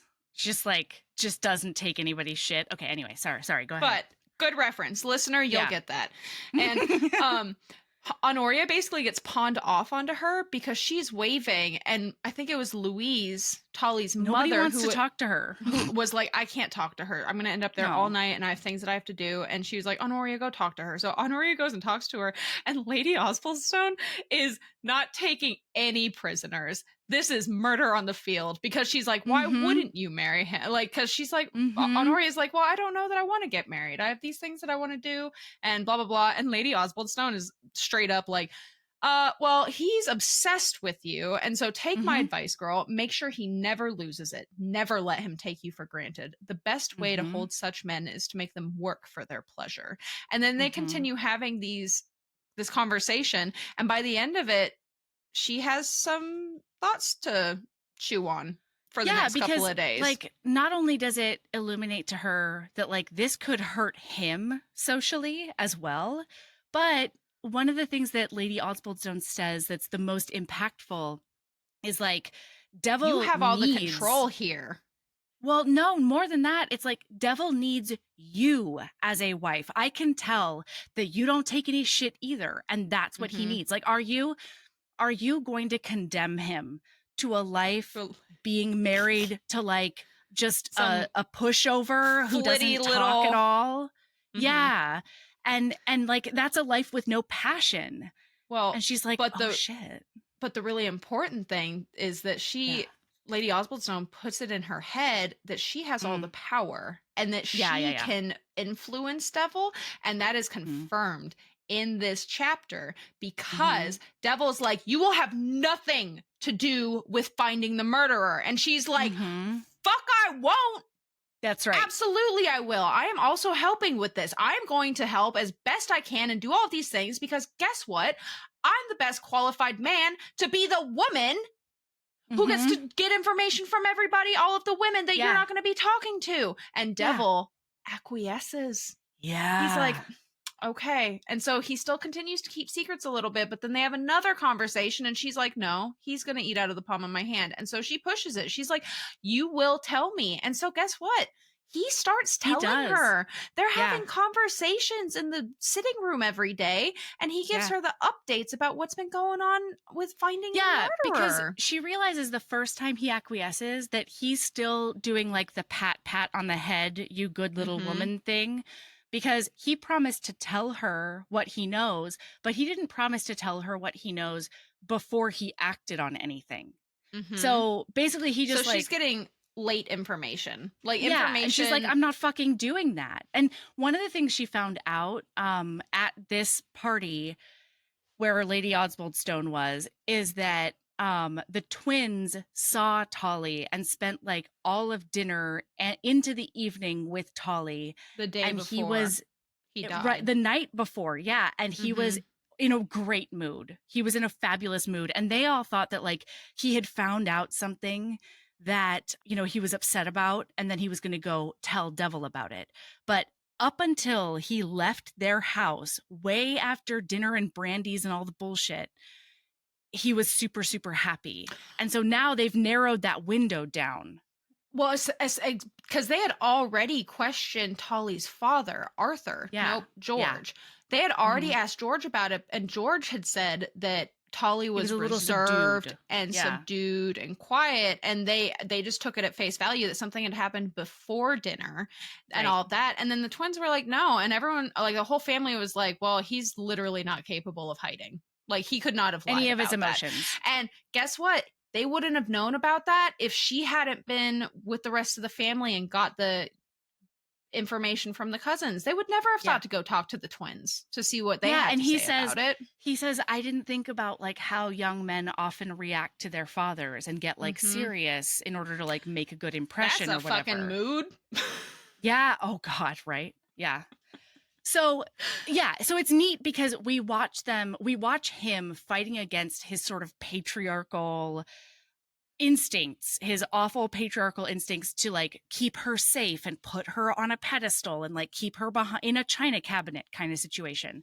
And she's just like, fuck that and fuck you. Either I'm a teammate, like I'm going to be, if you want me to be your duchess, that means a very specific thing to me. And it means I'm not just going to sit at home twiddling my thumbs while you're off doing things. Like, I support you, you support me. This is not a, like, you're king of the castle and I just sit on my ass and play pretty with my embroidery all day long. You can't ask that of me. Because in that case, I'm not your partner. I'm not your wife. I'm, like, what am I? I'm a piece of furniture. I would like to throw out there, though, real quick. So, in this office, when she is, like, throws it in his face. Well, not throws it in his face, but makes it clear that she is useful because she can get information that he can't and things like that. Yeah. She starts to taunt him and walk around the desk and he starts following her. And then she like very, very specifically walks up to the bookshelf and she's saying all of these taunting words to him. Yeah, because she's trying to find out whether or not they have passion. Yes. She's like, do we actually have passion in this relationship? And so she turns around, goading him. And he's like stalking her. And then when she turns around, he's like right up on her. And then they hard make out against the bookshelf. And it was hot. And then after it's all done and she's leaving the room, she, in the very last line of the chapter is, she'd got her wolf to pounce. And he hadn't even realized he'd been baited. And I was like, Honoria, I love you. It's hot. It's hot. Yeah. So like she's already like fully on the train to Melttown. And then this Modiste thing happens. And she's like, I will pay my own fucking bills. Even if we get married, I'm still going to pay my own fucking bills because I can. And he's like, I didn't do it because like I thought you were a poor. Jeez, that's the way he said it too. I was like, damn, that was like as a poor. Yeah, I took some offense at the way that he said it, but also like I understand why Honoria didn't because to them, because that's their everyone's whole thing. A poor. Yeah. So then we find out after a while because she's like fucking pissed and she's not dealing with this. She's not okay with it. And it's really changing her mind back because if this is the way he's going to act, then she can't have a healthy relationship with him. Yeah. And so at one point he shows up in her like morning room or something and he's like, I came to apologize. And she says, for what? Because this is right after they do that big giant makeout. And he says, for what happened with Celestine. Or he says, like, for appropriating Celestine's bill. And she's like, oh, good. I thought he was going to say last night. But, like, so how much? No. So how much do I owe you? Right. And he's like, no, let me pay you back. No, you're not paying me back. I refuse to do that. However, and then she's like, I well, won't do why it are again. you apologizing? Yeah. Why are you apologizing if you're not going to give it back to me? And so then he sits down next to her and he's like, listen, it's the bill came over my desk and I was sitting there and I was like, the only way a bill like this would come to me is if you were my wife. And so I couldn't help myself. I had to pay it. I had to do it because it just made me so happy thinking about the fact that like you would be my wife. And she was like, were you pretending to be my husband? And that's why you paid the bill? And he goes, practicing for when I will be your husband. So cute. He was cosplaying their nuptials. To be clear, I would like it put on the record that I would not be upset if somebody paid for an entire. You can pay my bill. For me. Yeah, I'm fine you can pay any of my bills, really. Listen, it's your money. You should do what you want with it. And if that is, pay my student loans or get me a whole new wardrobe, let a bitch know. Yeah, I'm ready. I have a list of things. You can reach us at heavingbosoms podcast@gmail.com. Let me know if you have some extra dollars. And I'm not going to be mad about any of it, is all. So then we move on to Honoria's very first ball. So they're in London and they're going to, who is it? Richmond's? Yeah. So the Duchess of Richmond is throwing a ball. Throwing. That makes it sound like a house party. Like she's hosting a ball. And so it's her very first ball. Meanwhile, all of the St. Ives family is still in or half not mourning. I keep saying St. Ives. They're the Sinster family. Yeah. So all of the Sinsters are still in mourning. Everyone still has their black bands on. And so when you're in mourning, you don't dance. And she is getting picked up by all the people. And she's like, no, like she keeps telling them, no, I won't dance. Well, no, not yet, because Chillingworth is basically Devil's like friendly rivalry. But they treat each other like arch nemesis. Yes, but like they just like banter at each other constantly. But Chillingsworth comes up and asks for her hand to dance, and she goes ahead and she does put her hand in his hand. But first she says to herself, I thought to myself, I would dance with anybody at a ball because I was going to be making a statement that like things aren't settled and I live my own life. But then she can feel Devil tensing beside her at the thought of her waltzing with another man, let alone because a waltz, they may as well be fucking on the dance floor. I mean, drop it like it's hot, baby. I've seen your grind before, Honoria Prudence. Okay. Can you imagine? Oh my God. Get low. Oh my God. Somebody sent me a TikTok the other day of it's a TikTok channel called West Coast Swing. Yeah. I love swing dancing. I haven't gone in forever. West Coast Swing. But I haven't done as much West Coast Swing, but I want to learn one day. But I would it's like they're dancing to like Lizzo to the window and like to the wall. It was incredible. Yeah. But anyway, that was a super side note. But so she ends up telling him no. Yeah, she says, thank you, sir, but I don't dance tonight. Or like, I'm not dancing at all. And Devil's like, OMG. She's my girl. Yeah, because she's his tail is wagging. But to him, she's still like, I will never marry you. But inside, she's like, well, I'm probably gonna marry him. I'm probably gonna marry him. I don't know. Maybe. Jury's still out. It's my little secret. Truly. So then what else happens? After the Richmond ball, like Horatia, their other aunt, decides to throw a ball to signal that the Sinsters are going to be back on the town or whatever. And so she's sort of like helping organize that ball. This is my favorite fucking scene of the entire goddamn book. This is when the Orangery happens. I know. I got to add Orangery to my tags because of this. Oh my God. So they go to this ball, and she has decided that tonight she's going to tell him She's going to accept his proposal. Yeah, because they're going to, at their first waltz, they are going to waltz, and while they're on the floor, she's going to accept his proposal. And then she gets there and realizes he's wearing the damn mourning band still, which means he won't be dancing. And she's like, so she's saying no to everybody again. She's like, no, I'm not dancing tonight, blah, blah, blah, blah, blah. And then he like snuffles her out of the ballroom. He's like, I need to show you something. Yeah. So they go off adventuring into the house, and he takes her through these hallways, and then he brings her into it seemed like a partially underground orangery, because you could hear the ballroom on top of them, but there was also all of the glass. To be clear, listener, an orangery, if you don't know what that is, it's basically a greenhouse. It's a greenhouse. Yeah. But it's like an atrium in a house. Yeah. For orange trees. Yes, and other stuff too, but Lord knows trees. they need those fruits so they don't get that scurvy in the middle of winter. You got to get those vitamin C's. But only if you're fucking rich.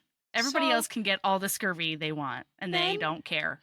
I don't even care about them getting scurvy right now either, because he pulls her to him, and they start to waltz, because he says, my dance, my lady. And she's like, oh my God. So he waltzes with her around the orangery.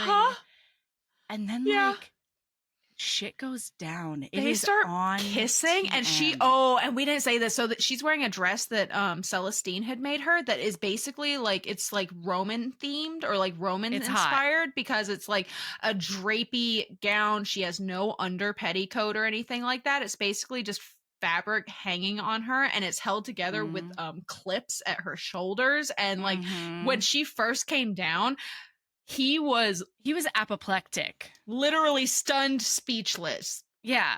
Like, and then he came up and like gave her a smooch, and it was incredible. So now they're in the orangery and they're dancing, and then they start like kissing and and she starts responding to him super hard.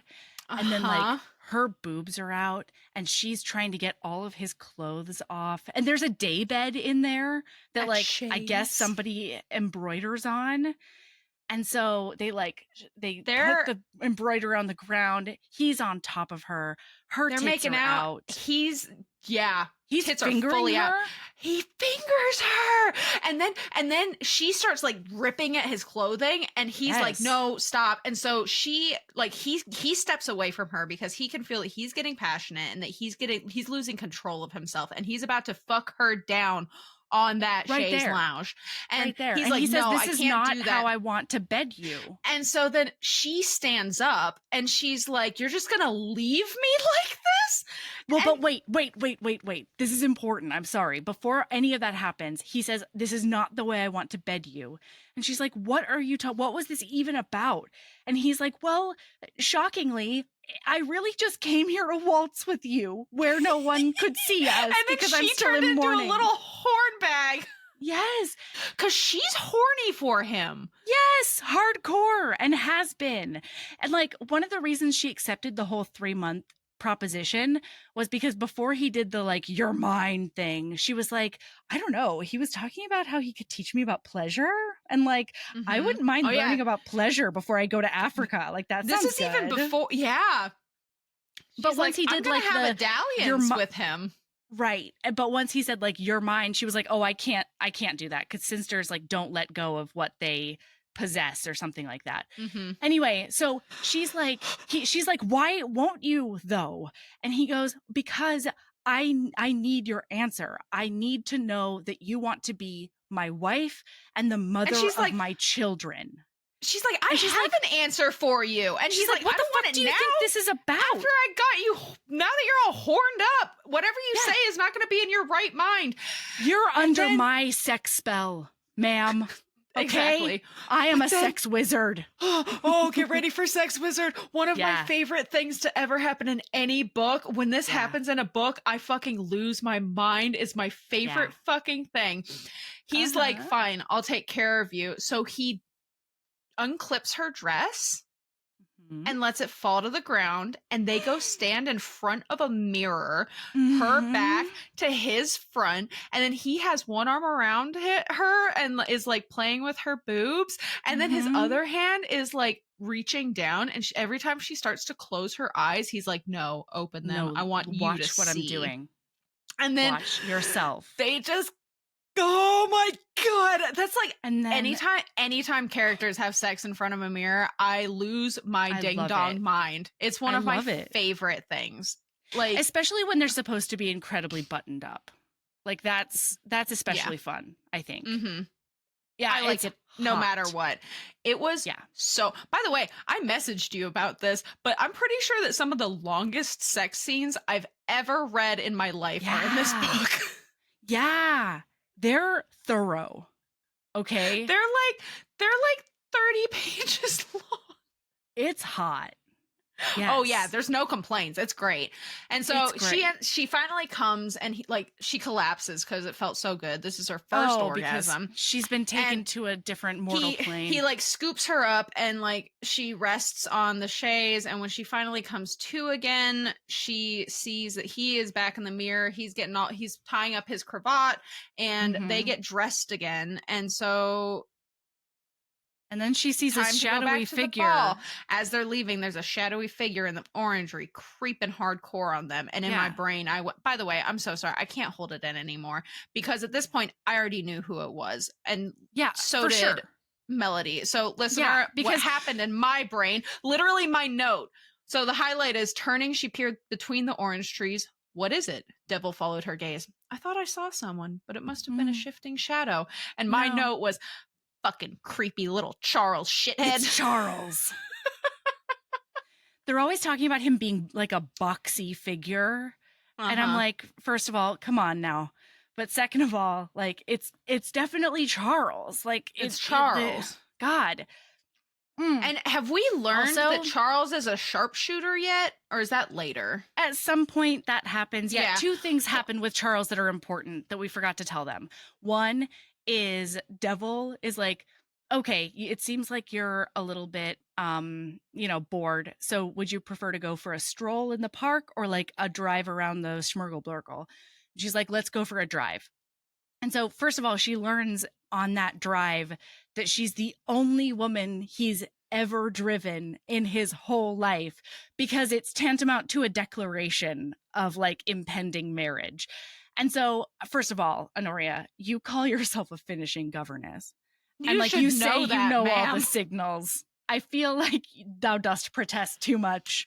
Yeah. And like you knew you were going to marry him from the start. Anyway, while they're on this drive, they see Charles like on the street, and he's like, he understands what this signal means. And so he's like, this is weird. I thought you said that you like, weren't, I'm surprised to see you together, basically, this smarmy asshole. And then she's like, oh no, I'm just spending time with the Dowager for 3 months, and then I'm definitely going to Africa. And he's like, oh, okay, yeah, totally cool. All right, carry on, live your life. Another scene, all of the bar Sinster, which is the 6 cousins that like really get along and are hot and stuff. They're all shooting, and Charles comes up, and they're like, oh, this is the one thing Charles has in common with us. He also really likes to shoot. Turns out he's a sharpshooter. He's the best shot of all of them. Yeah.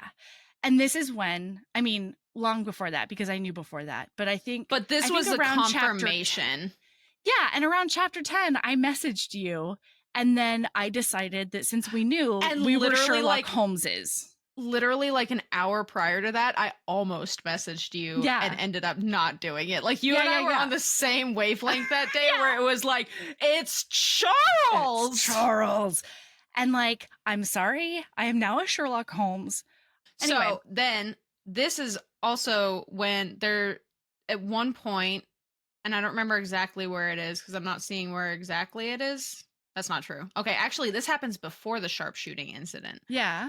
Devil ends up going for a ride on his phaeton, which is another kind of horse and buggy. I don't know why they're different. And he's going for a ride with it. He and Sligo. Yeah. Sligo? Sligo is what I said. I don't know. I said Sligo. Any hoodles. him and his little second He and his matey, Batman in Waterloo. his Robin.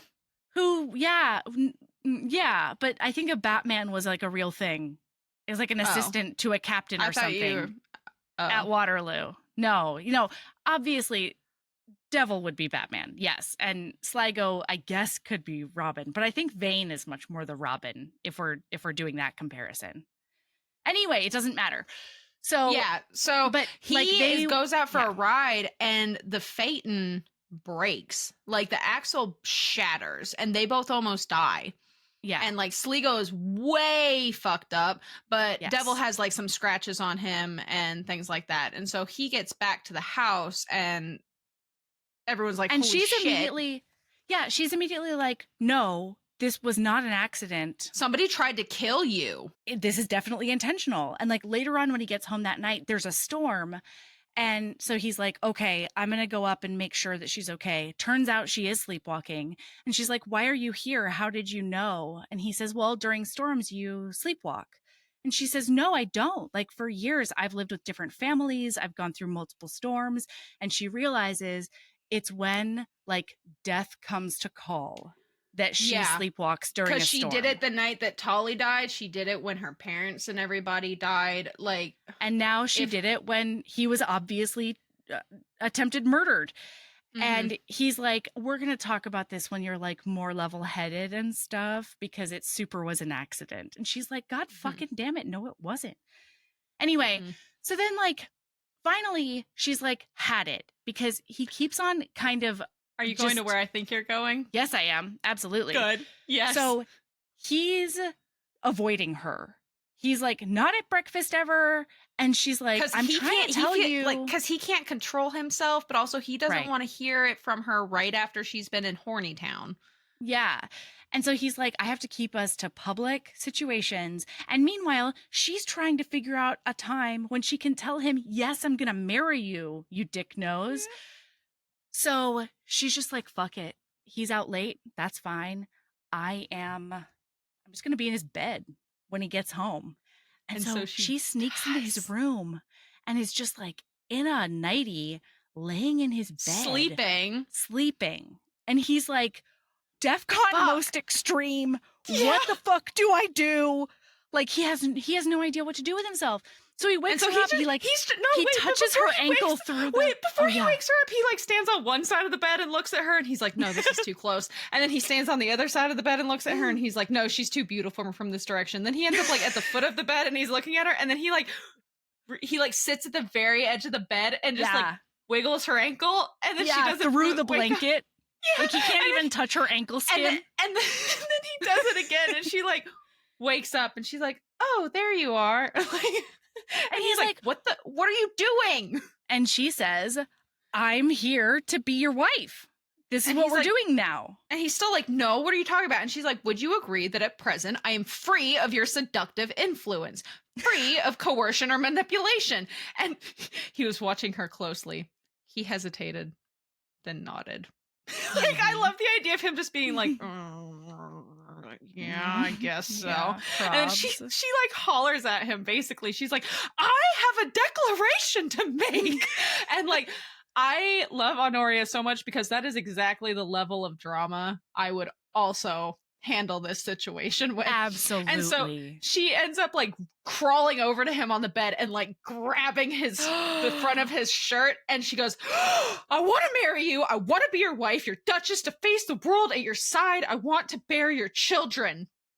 And then it's on, TM. It's fucking on. Like, although it was so funny. So they're making out hardcore. She ends up laying on the bed. He's like over her and like they're like going at it. And he's like, I gotta be careful and slow and gentle because this is her first time, blah, blah, blah, blah. And she is taking no fucking prisoner. She is going like full speed ahead. Choo choo. Yeah. One-way ticket to Pound Town. And to the point where he pushes away and he's like, for God's sake, slow down. Yeah. Yeah. And I'm like, Devil, you brought this on yourself. You have been teasing this woman for so long. And now that she is finally able to say that, like, get her proclamation out, my God, Devil, you need to get with it. You better stand and deliver. is what you better do. Like, well, and she says, he's like, slow down. And she says, I'm 24 years old. I have waited long enough. So he like he sits up and he puts her on top of him. And then This is he's like, so hot. this is so hot. I am so pro having sex for the first time. If you're a person who has a vagina, having sex for the first time on top.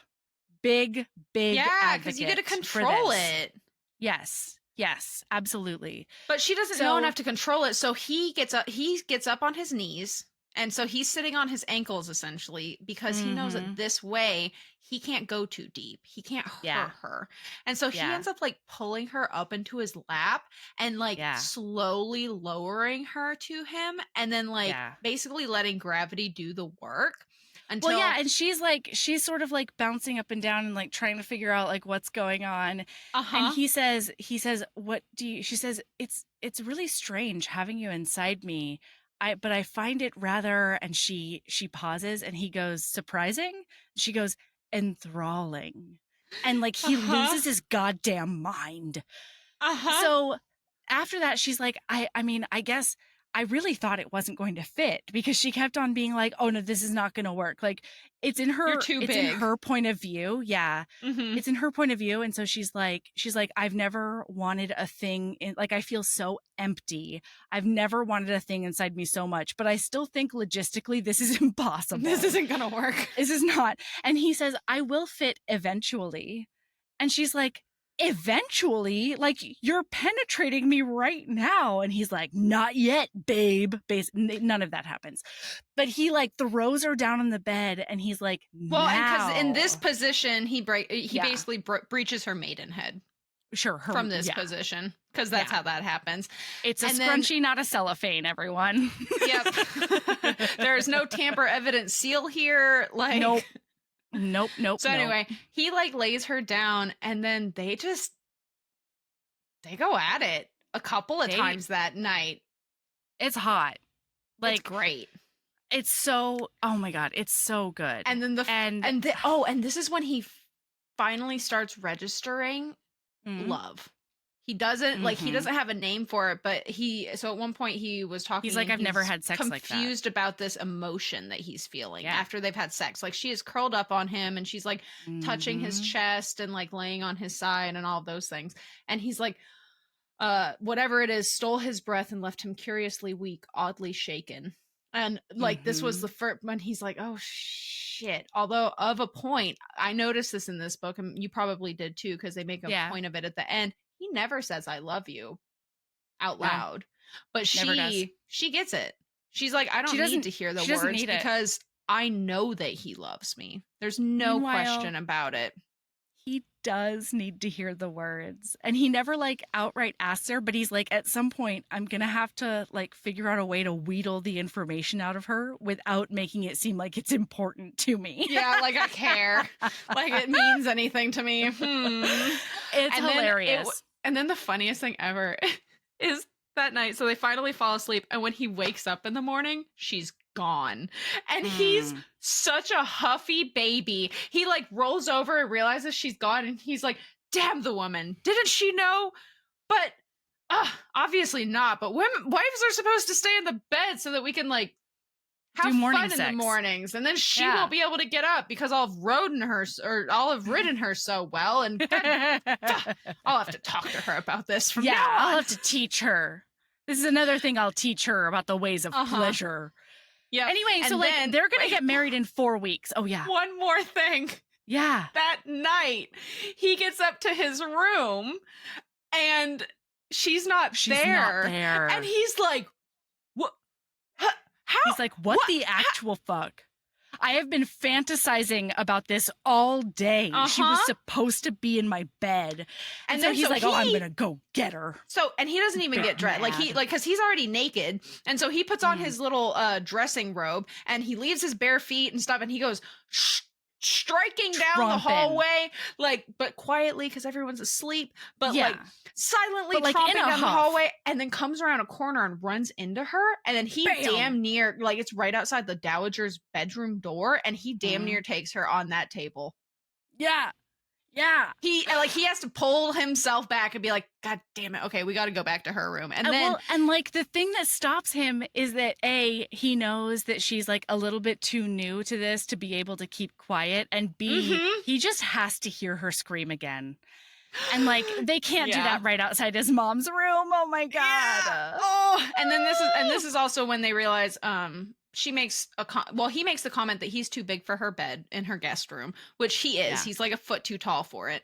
But this is where we find out that he's going to be staying overnight in her room from here on out, because ultimately the people of the household will not think twice if he's walking around practically naked. But if she's walking around practically naked, that's a problem. Everybody's going to know what's going on. I mean, as if they didn't already. Oh my God. Screaming. Webster, Holy, and Sligo absolutely know. They know all. Yeah. Okay, so here's the thing. Just another point that happened at that same Horatia ball before any of this, sex stuff happens and like she finally tells him, is that all of the boys, like the bar Sinster, look at Charles, and Charles is like, they're like, oh man, how long do you think it's going to be? Like, let's put a wager on when they're going to get married. And Charles is like, oh no, they're definitely not. I spoke with her specifically, and like, she's going to Africa. And they're like, this is one of my favorite moments, because they look at him and they're like, haven't you ever, like, women are known, like, have been known to change their minds before. And he's like, yeah, but she's way too like practical and awesome for that.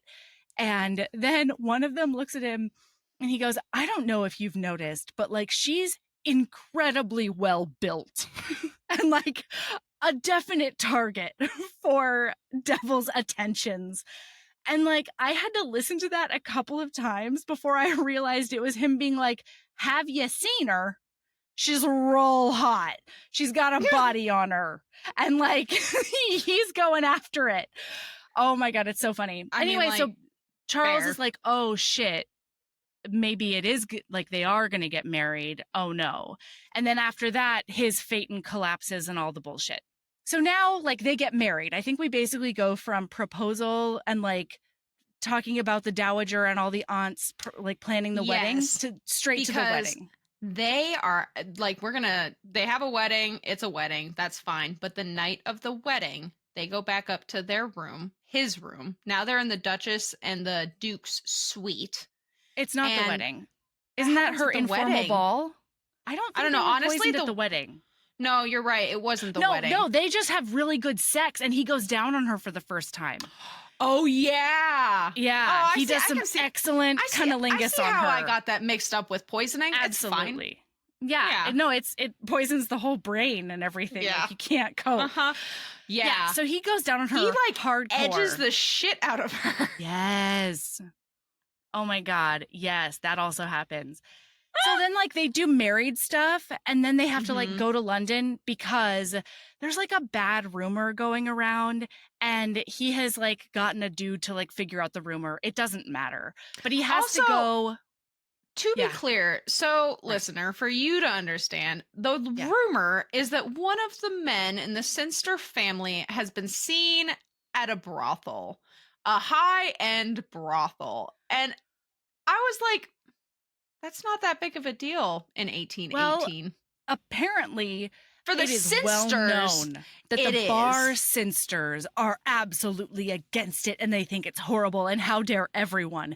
Well, because they can go to a ball and get fucked dickless. This is what I'm saying. Yeah, whenever they want to.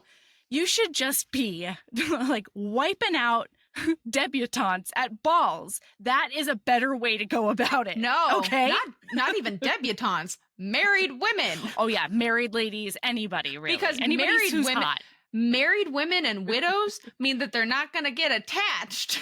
And like they don't want to talk about it. That was one of the things when they were driving. He's like, I don't drive women. And she's like, what are you talking about? Like, you're not a renowned misogynist. And he says, well, think about it. One, unmarried ladies have never gotten the invitation to drive with me because it's just about a declaration. And then all of the married ladies, like, don't really want to make any kind of declaration like that. So, I've never driven anyone. Yeah. So anyway, yeah, the rumor is we find out way later that it's like about a brothel question mark, and it really never adds up to anything. So in this same conversation, this is one of the first times that Honoria starts getting jealous. And she's like, I Yes. should tattoo my fucking name on his forehead. On his forehead and his cock. Uh-huh. So everybody knows that he is mine. And I was like, Sinster woman in training. Yeah. Oh Here yeah. we go. Oh yeah. Absolutely. And like she falls into the matriarch position with like Aplomb. yeah. So then she's going to throw an informal ball, which is apparently different from a formal ball. Well, so I don't understand. This is an informal. This is only for like 100 people. This is for friends, like family and close friends of the family, but it's so funny because all of the other Sinster cousins come in to her office where she is planning said ball, and they start making requests for people to get invited to this informal ball. They're like, I really need Emily Applebottom to get a Lady Walton and all of these people. And so she basically like sets up the fish in the barrel for these men. And it works. Mm-hmm. Every single one of them came back in from that ball looking some kind of way. They disappeared for a minute and then they came back. Before a minute. They can last longer than a minute. So before the ball happens, though, so in between this little fish in a barrel thing and the actual ball, this is the second attempt on the devil's life, because he likes to ride early in the morning. And so he is riding in the morning out and about, and he happens to stop in front of this tree. And then for whatever reason, he reaches forward to pat his horse and then breaks off into a canter, and like right after he leaves, boom, gunshot in a tree. And he's like, well, that's a coincidence, probably. That's gotta be a coincidence. Gotta be a coincidence. Guns aren't allowed in here, and like the only people who would have them would be groundkeepers, and like what the fuck would they be shooting at this early in the morning? But like that's probably nothing. Yeah. And then they have this informal ball as like, she's the Duchess now. And she does great. The ball is amazing. Everybody's like over the moon about it. But so after the ball, this is it. Yeah, this is it. So they go back up to the Duke quarters, the Duke wing or something, and they decide that they're going to have normally they like sit downstairs and have brandy together before they go upstairs because like they're cute. And one of the reasons he went for this ride that morning was because like he's kind of upset about how much attention she had to give up to plan this stupid ball, and like why isn't my wife spending more time with me? And like I love her so much, and like I know it's silly of me, but like I want more attentions. So it's really cute. So they go upstairs and he pours her some brandy, hands her the glass, pours himself some brandy, and when she pulls it up to her lips, she takes a deep breath and like smells bitter almonds. She smells bitter almonds. That's cyanide, listener, in case you didn't know. Mm-hmm. Yeah.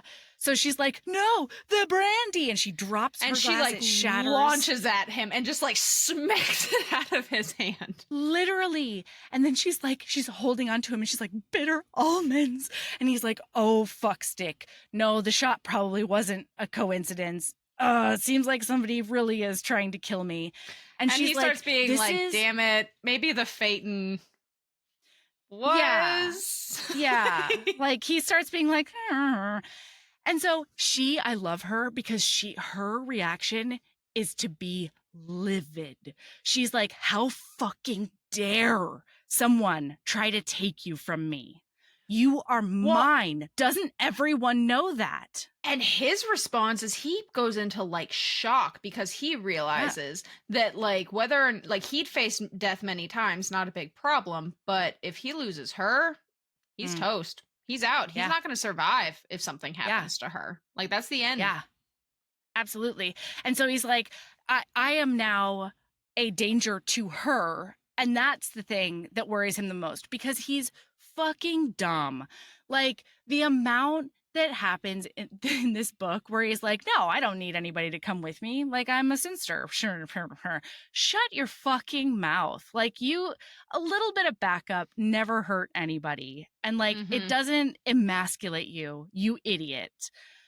So basically, it is really cute though, because the next day he instructs all of the staff that they are to keep all eyes on her all the time, and like she's gonna have an escort everywhere she goes. He's like, don't worry about me, I've got me. And then he gets that figured out. So he has the meeting with Webster, Tully, and Sligo, and then she has her own meeting with Webster, Holly, and Sligo.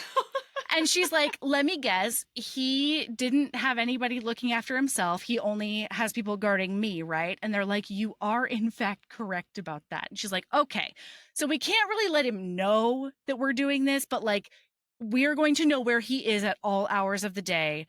An undergroomsman can go, like somebody can go, like follow him around all the time just in case. And like, he's not going to take care of himself, but we are. And they're all like, we love you. You're the best Duchess ever. And like, you're the best. And it's great.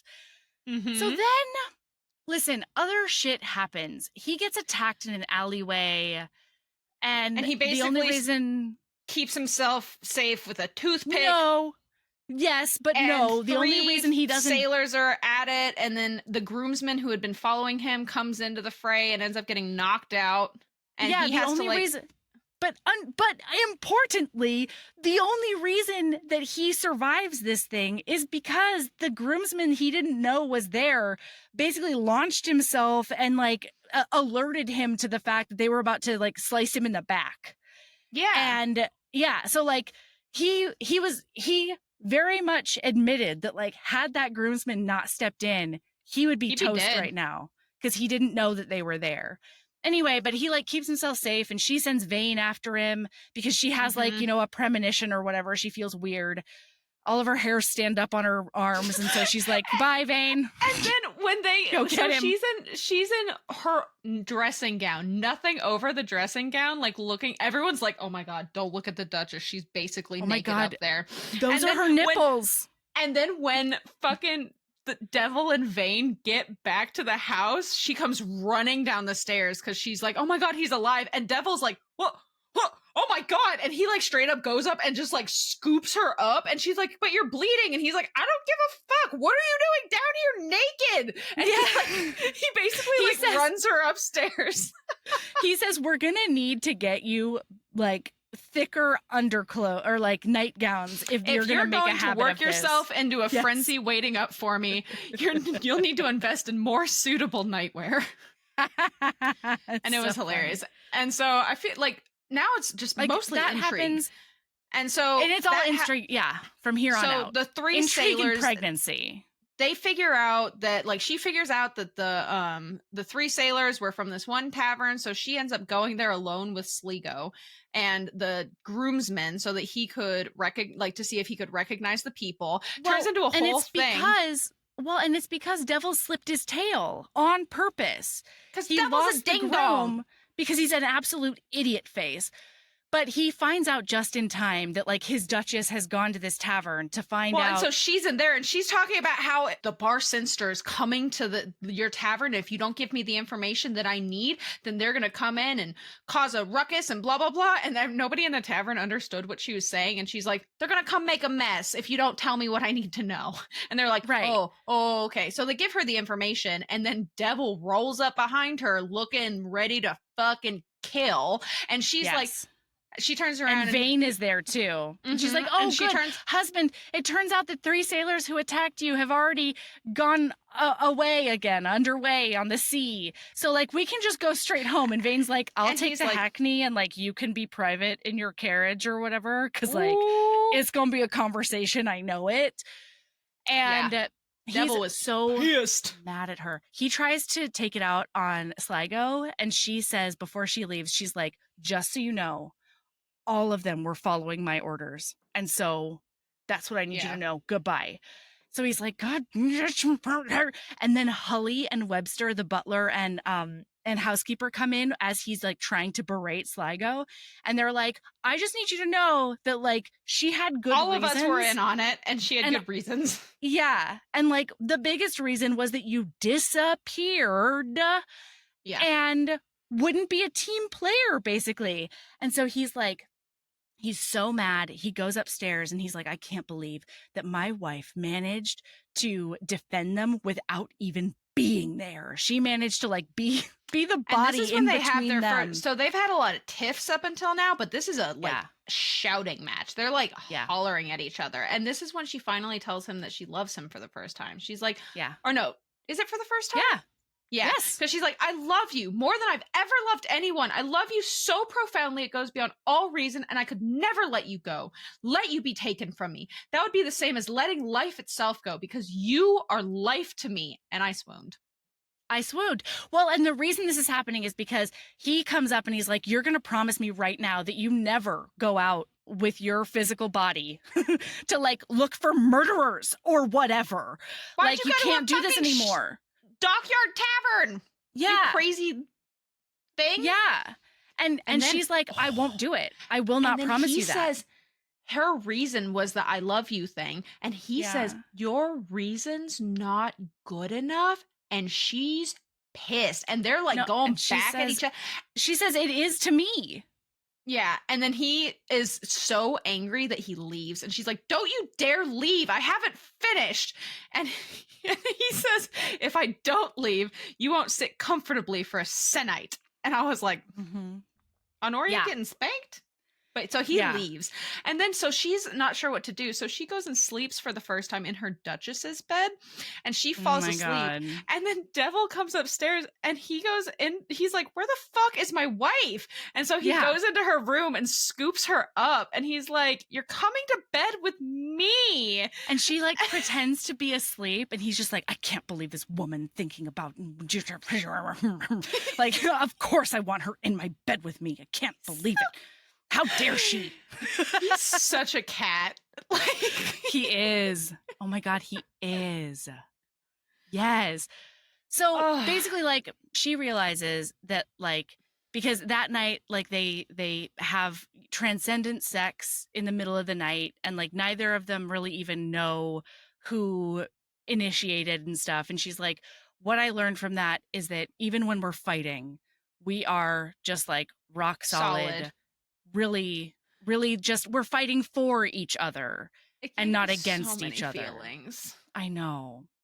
So now she's like, listen, I don't have to go out anywhere if you just fucking communicate and like make sure we know where you are. That's all we need from you, you dick nose. And he's like, okay, I guess I can do that. And he's like, I'm going to go to White's and have lunch. And she's like, okay, I'll see you later. And then she gets a letter. And the note is basically telling her, come to 17 Green Street, bring nobody, and you'll get your answers. Yeah, you'll find out who's after your husband. And meanwhile, reminder, she did just tell him that as long as he doesn't slip his leash, essentially, slip his followers, that she will not do dangerous things. But she's like, I have to know. I have to go. And so she goes. But she sends a note to him at White. She does. Being like, this is exactly where I'm going and why. So then she gets to the house, right? We have not seen his reaction yet. She gets to the house. She knocks on the door. Chillingsworth opened the door. It's fucking Chillingsworth. And like, he doesn't have a lot of clothes on. Like his shirt is all of untucked. His servants are out of the house. Like, and he looks like, a little bit like disgruntled. And so he's like, well, don't get in here before anybody sees you. And then he's like, are you serious right now? And she's like, of course I'm serious. And then he's like, well, if you're sure. And she punches the fuck out of him. She punches him in the face. Switch points of view to, we see Devil. I keep wanting to say Duke. It either works, but Devil at White's, and he gets a letter. And I assumed, as you probably did, she sent. It was hers. It was not, listener. The letter, we find out later, was basically, hey, your wife is at 17 Green Street and she's having an Boning affair. Chillingsworth down. Ooh, Yeah. she's riding that cock, And the note so says. he immediather, like, he and Vane is there, He fights with sees him, red. and he's like, I gotta go. And so he leaves and goes. And so she, very, like, Chillingsworth straight up has a black. We're back in their point, in her point of view. Chillingsworth is like got a black eye. He's like, oh my god, what the hell did you just do to me? A cold compress on his nose, and then he like looks like back and forth and is like, okay, the coast is clear. Go back to your fucking Hackney. So as she's leaving, she gets kidnapped. And I am like, OMG, is murderer. I thought it was Charles. Yes. And then she goes, oh, geez, like there's husband. A whole like cape over my head and it smells exactly like my husband. And so like, it's totally fine. And she's like, hey, can you like get this off me? Because like Sligo's back there. And he's like, what? Sligo is with you? And she's like, yeah, he escorted me. So like, please go get him. And then that's when we find out that he has like fully seen red because he believed it. He was like, her I love you was just smoke and fucking mirrors, and she doesn't, and she never did, and like she's having this affair. And then he hands her the note because she's like, yeah, I punched him because he thought it was something totally different. Turns out Chillingsworth had gotten a note. He also got a note being from like, an I'm a sexy lady. Yeah. Make all your servants go away by this time and I'll come, get on ya. Bounce on that dick. Yeah. And so she was like, by the way, Chillingsworth was like kind of upset that I was going to cheat on you at first. He was like, oh, really? Oh, okay. Well, gross. I guess like I'll still dip my wick or whatever. And then she looks at him and she's like, you really thought this? And he was like, well, yeah, momentarily. And she's like, but Devil, I love you. You should know. I would never do this to you. And he's like, I do. Like, I do. I just had like this moment of blah, blah. And this is one of the things that really sinks in. Yes, this is actually Charles doing the thing. Yeah. So, and it turns out he's like the sneaky heir. No, we don't have to explain it. It just is. Yeah. And so they decide to basically turn the tables on him and lure him out. And so they pretend to be in a fight because the idea is that the idea was that with this situation, they'll end up in a fight and then Devil in a rage will kill Honoria and then shoot himself in agony. And when really it will just be Charles coming in and killing them both of them and setting it up like that. But then everybody will believe it and the whole family will help him. Well, because everybody knows that, because like the entire ton knows that Devil's got a temper. And so they're like, well, obviously anything is going to set it off. It's going to be that. Yeah. But their love is so strong and their trust is so good that they're just such a good team.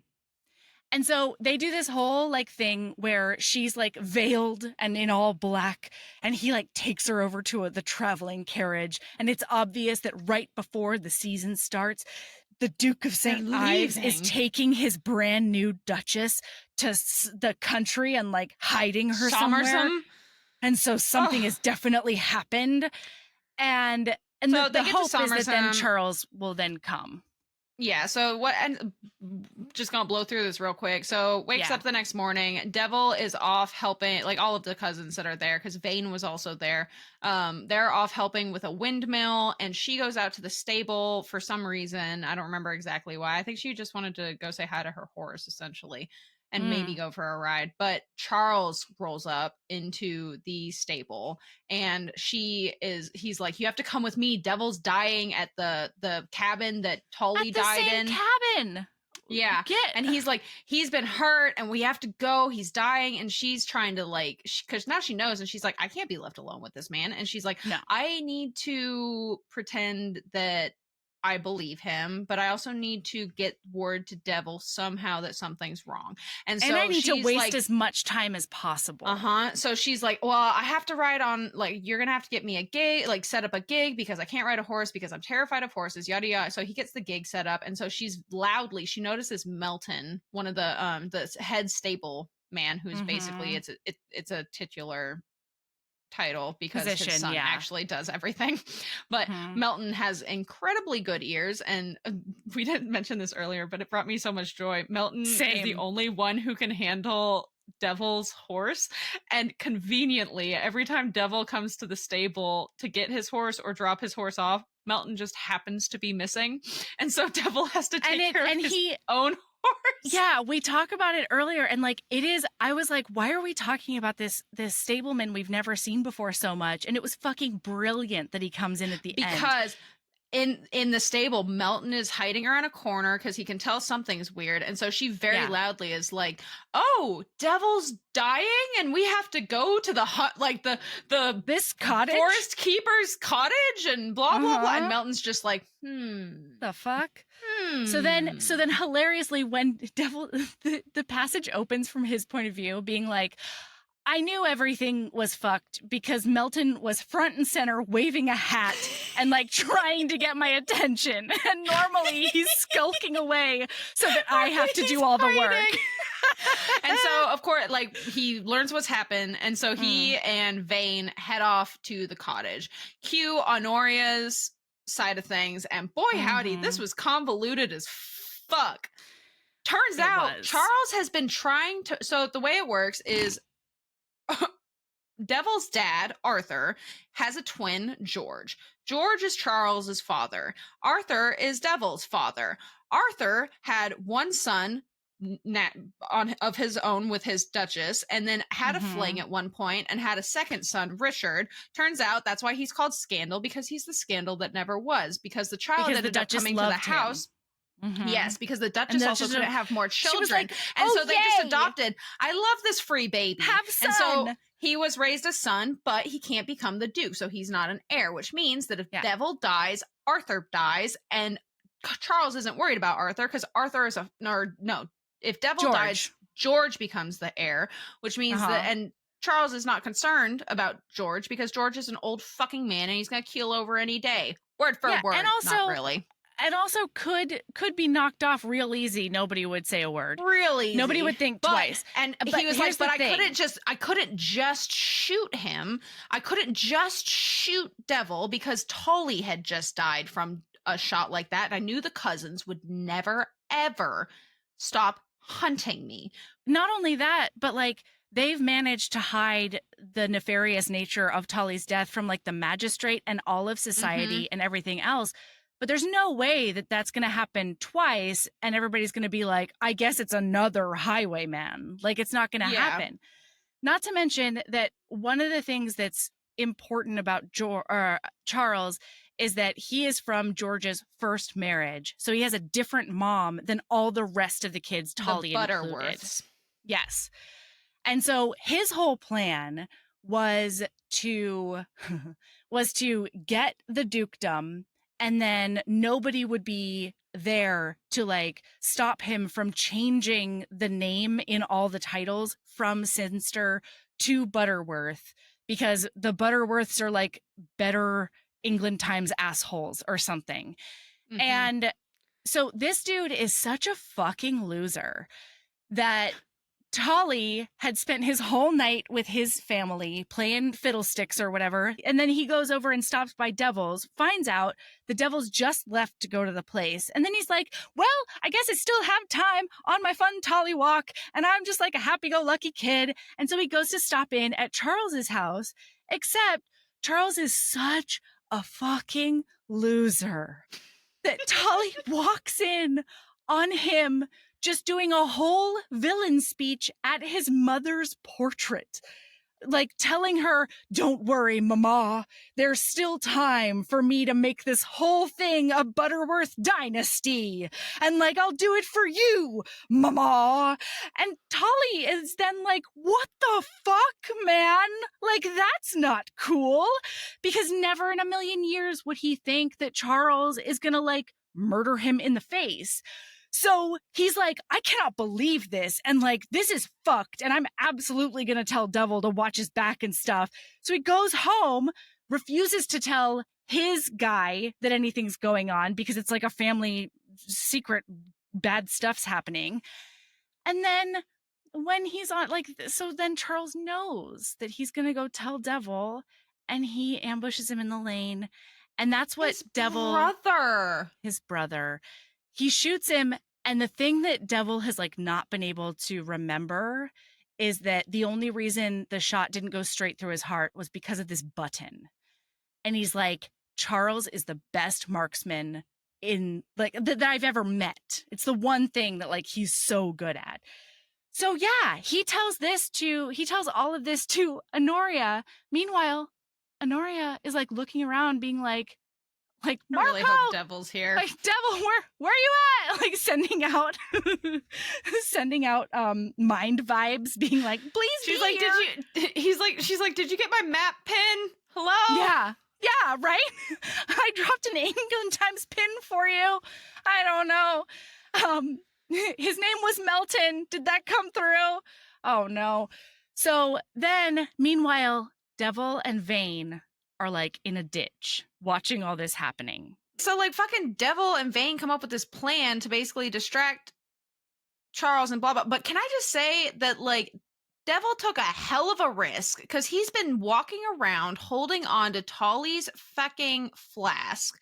He takes that flask and puts it in his jacket, in his breast pocket, over his heart, and in his brain goes, I know Charles. He's going to shoot me directly in the heart like a sharpshooter. And so, boy, howdy, he does. He goes out, and Charles is like, and he like shoves the gun up underneath Honoria's boob, and he's like, I'm going to shoot her if you blah, blah, blah. And then Devil's like, no, don't do it. And then guess what? You want me.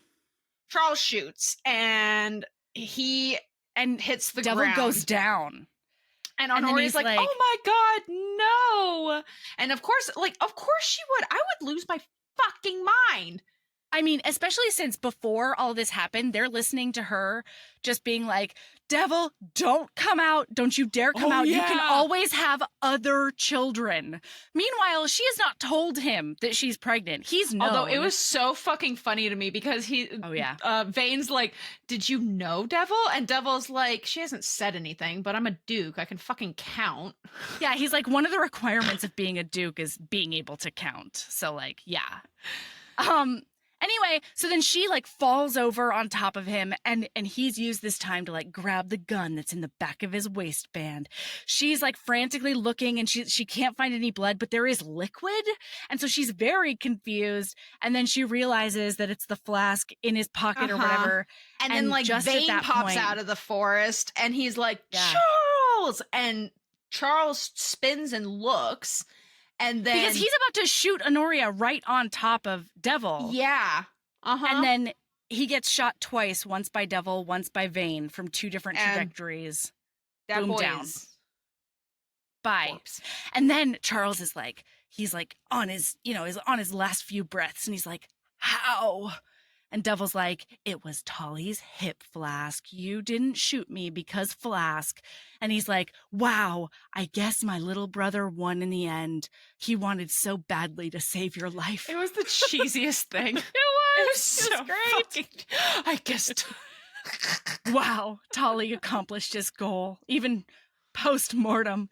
And then they like burn the whole cottage down. Yeah, they burn his body with it. They can't go to the magistrate about it because then they're gonna have to explain what happened to Tolly and that they lied in the first place. And so they basically, oh my God. But so they're getting ready to burn down the cottage, and Honoria is like, well, what about, I can't even think of his name, but like, what about the forest man's furniture? And Devil's like, it's my furniture. He's allowed to stay there, but it's and Honoria's like, but what if he got attached to it? What if he likes it a lot? So like all of the cousins pull all of the furniture out of the building and then shove Charles into the building. And then of course all of them have to get shirtless. And so they all get shirtless and start whacking axes and breaking down this cabin. And she's like, they're all so attractive, but I can't. I don't even care. The only one that really, does anything to my heartbeat is my husband's torso. The rest of them are like, fine, but whatever. Oh my God. And then like, they know, then the epilogue is like them being, her finding out that everybody's had a bet on when they were going to conceive their first child. And meanwhile, Child is there on Devil's lap and he's like playing with this little baby. Because it's the baby's first bar sinster meet. Yeah. He got christened maybe or something. Yeah, that day. Yeah. And so anyway, it's great. Like it shows her in the matriarch role and she like makes them pay all of the money that they won on those bets to pay Fix for like up the church roof. Yeah. In town. Because they have their own church on campus, right? But and that's where all of them go. But they also have their local town and the church is falling apart. It needs a new roof. And so she's like, you will pay for that thing? And when that church roof is getting like they're cutting the ribbon, you will be there. And all of them are just coming like to the thing. Shoulders by their ears, like and like grouchy, and also like, please don't be mad at me. Yeah, and like they're looking at Devil, and Devil's just like, I have a baby playing with my baby. And it's so good. And then the next one is called The Rake's Vow, and it's Vane's book. I have one last thing about this book. Yeah, it was super cute. It's the end of not the epilogue, but the very end of the last chapter. And it says, to have and to hold was the family motto. It was also in the wedding vows. One of his ancestors had paid a horrific sum to put it there. Having married Honoria Prudence, Devil could understand why. The having was very nice. The holding, the loving, the never letting go was even better. And I was chills. Like, I also laughed that like straight up Stephanie Lawrence was like, yeah, we're just going to take that part of the wedding vow and make it a Sinster thing. Yeah, the Sinsters did that for us. You know, the rest of... So, do you want... It's not a spoiler. You learn this in the first like one page of A Rake's Vow. Yeah, tell me everything. It is the day of the church's roof. It is Vane leaving from that to go back to the city. Yeah. That is when the next book starts. It's like immediate. That's great. Oh my God, because at one of the balls, oh my God, these boys just like kill me dead. Because at the ball, they were watching Honoria like take him over to Mrs. Oddlesbones, Mrs. Oddleswide's that's the bench. Right. And they were like, oh my God, what the fuck could get Devil to like go talk to her? This is amazing. Like they're basically being like, it's done and dusted. Like she has him around her little finger. And somebody says something about like, wow, it looks like we're losing one of the members of the Bar Sinster. And then Vane goes, are you sure about that? Or is he just leading the way as always? And like I think Lucifer is like, oh God, oh, that's a terrible idea. To be clear, Vane says that in this book, but let me tell you, at the beginning of the next book, he's like literally running from fate. In the first 3 pages, he comments, he's like, I'm running from fate. I gotta get the fuck away from here. Fate needs to get off my dick. I'm out of here. I'm not interested. And then like in the very beginning of the book, he does see a lady and he goes, fuck. Yep. Here we are. Oh, so the thing I had an issue with in the first read that I didn't have an issue with during the second read is like, I felt like at first he could have at least been like, we'll go to Africa together someday, you know, or so like they have a gazillion dollars. They can pay for a trip to Africa. No fucking problem. And I don't know. I was like, it seems like she's just completely like not just compromising, but just like giving up on that dream. But then on the second read, it felt much more clear to me that like it was never about Africa. It was never about traveling. It was never actually about doing those things. It was about having an exciting life and running away from parenthood because she had lost so much already and she was terrified of losing more of her kids. I can see that. Yeah. And so the fact that I think they say a lot of times like a life with a Sinster is always exciting. Always intriguing. Yeah. Yeah. So I would love it if in future books we do hear about a trip that they get to take to Africa. Like, I want that. Can't they go to Africa together? I do still want her to get to go to Africa. I mean, there also is a big part of me that's like, every single white person needs to stay the fuck out of Egypt and Ethiopia and Africa in general. Like, just go away, you colonizing assholes. Stop Especially in this time. Yeah, because especially like on it, like the way that they talk about the quote unquote locals.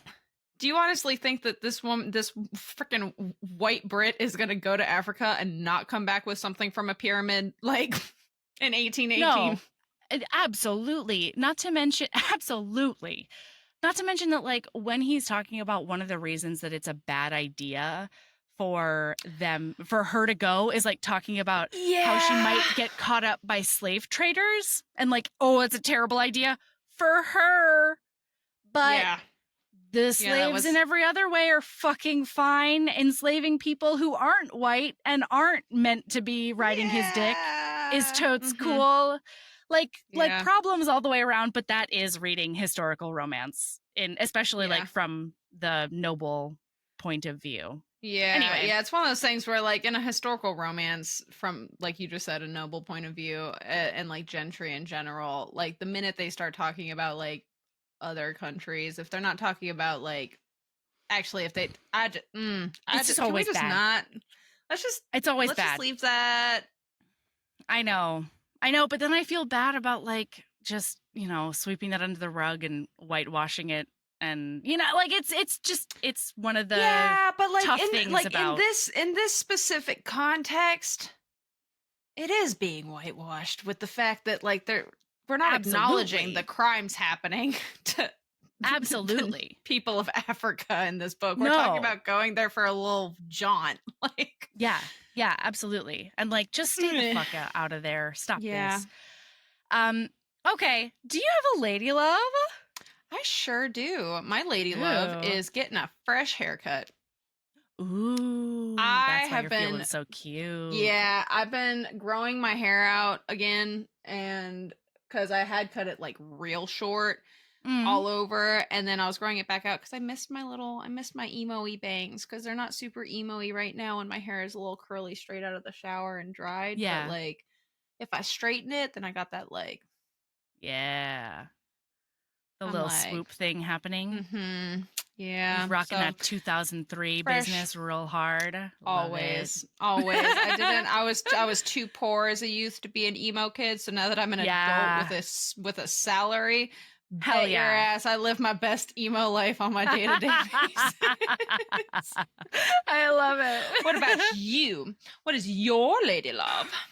My lady love, I think, is... Okay, so it's sort of like two-part. One is let your 4-year-old give you a manicure, or something. I noticed your nails. They're ridiculous. It makes me so happy. Everything sparkles.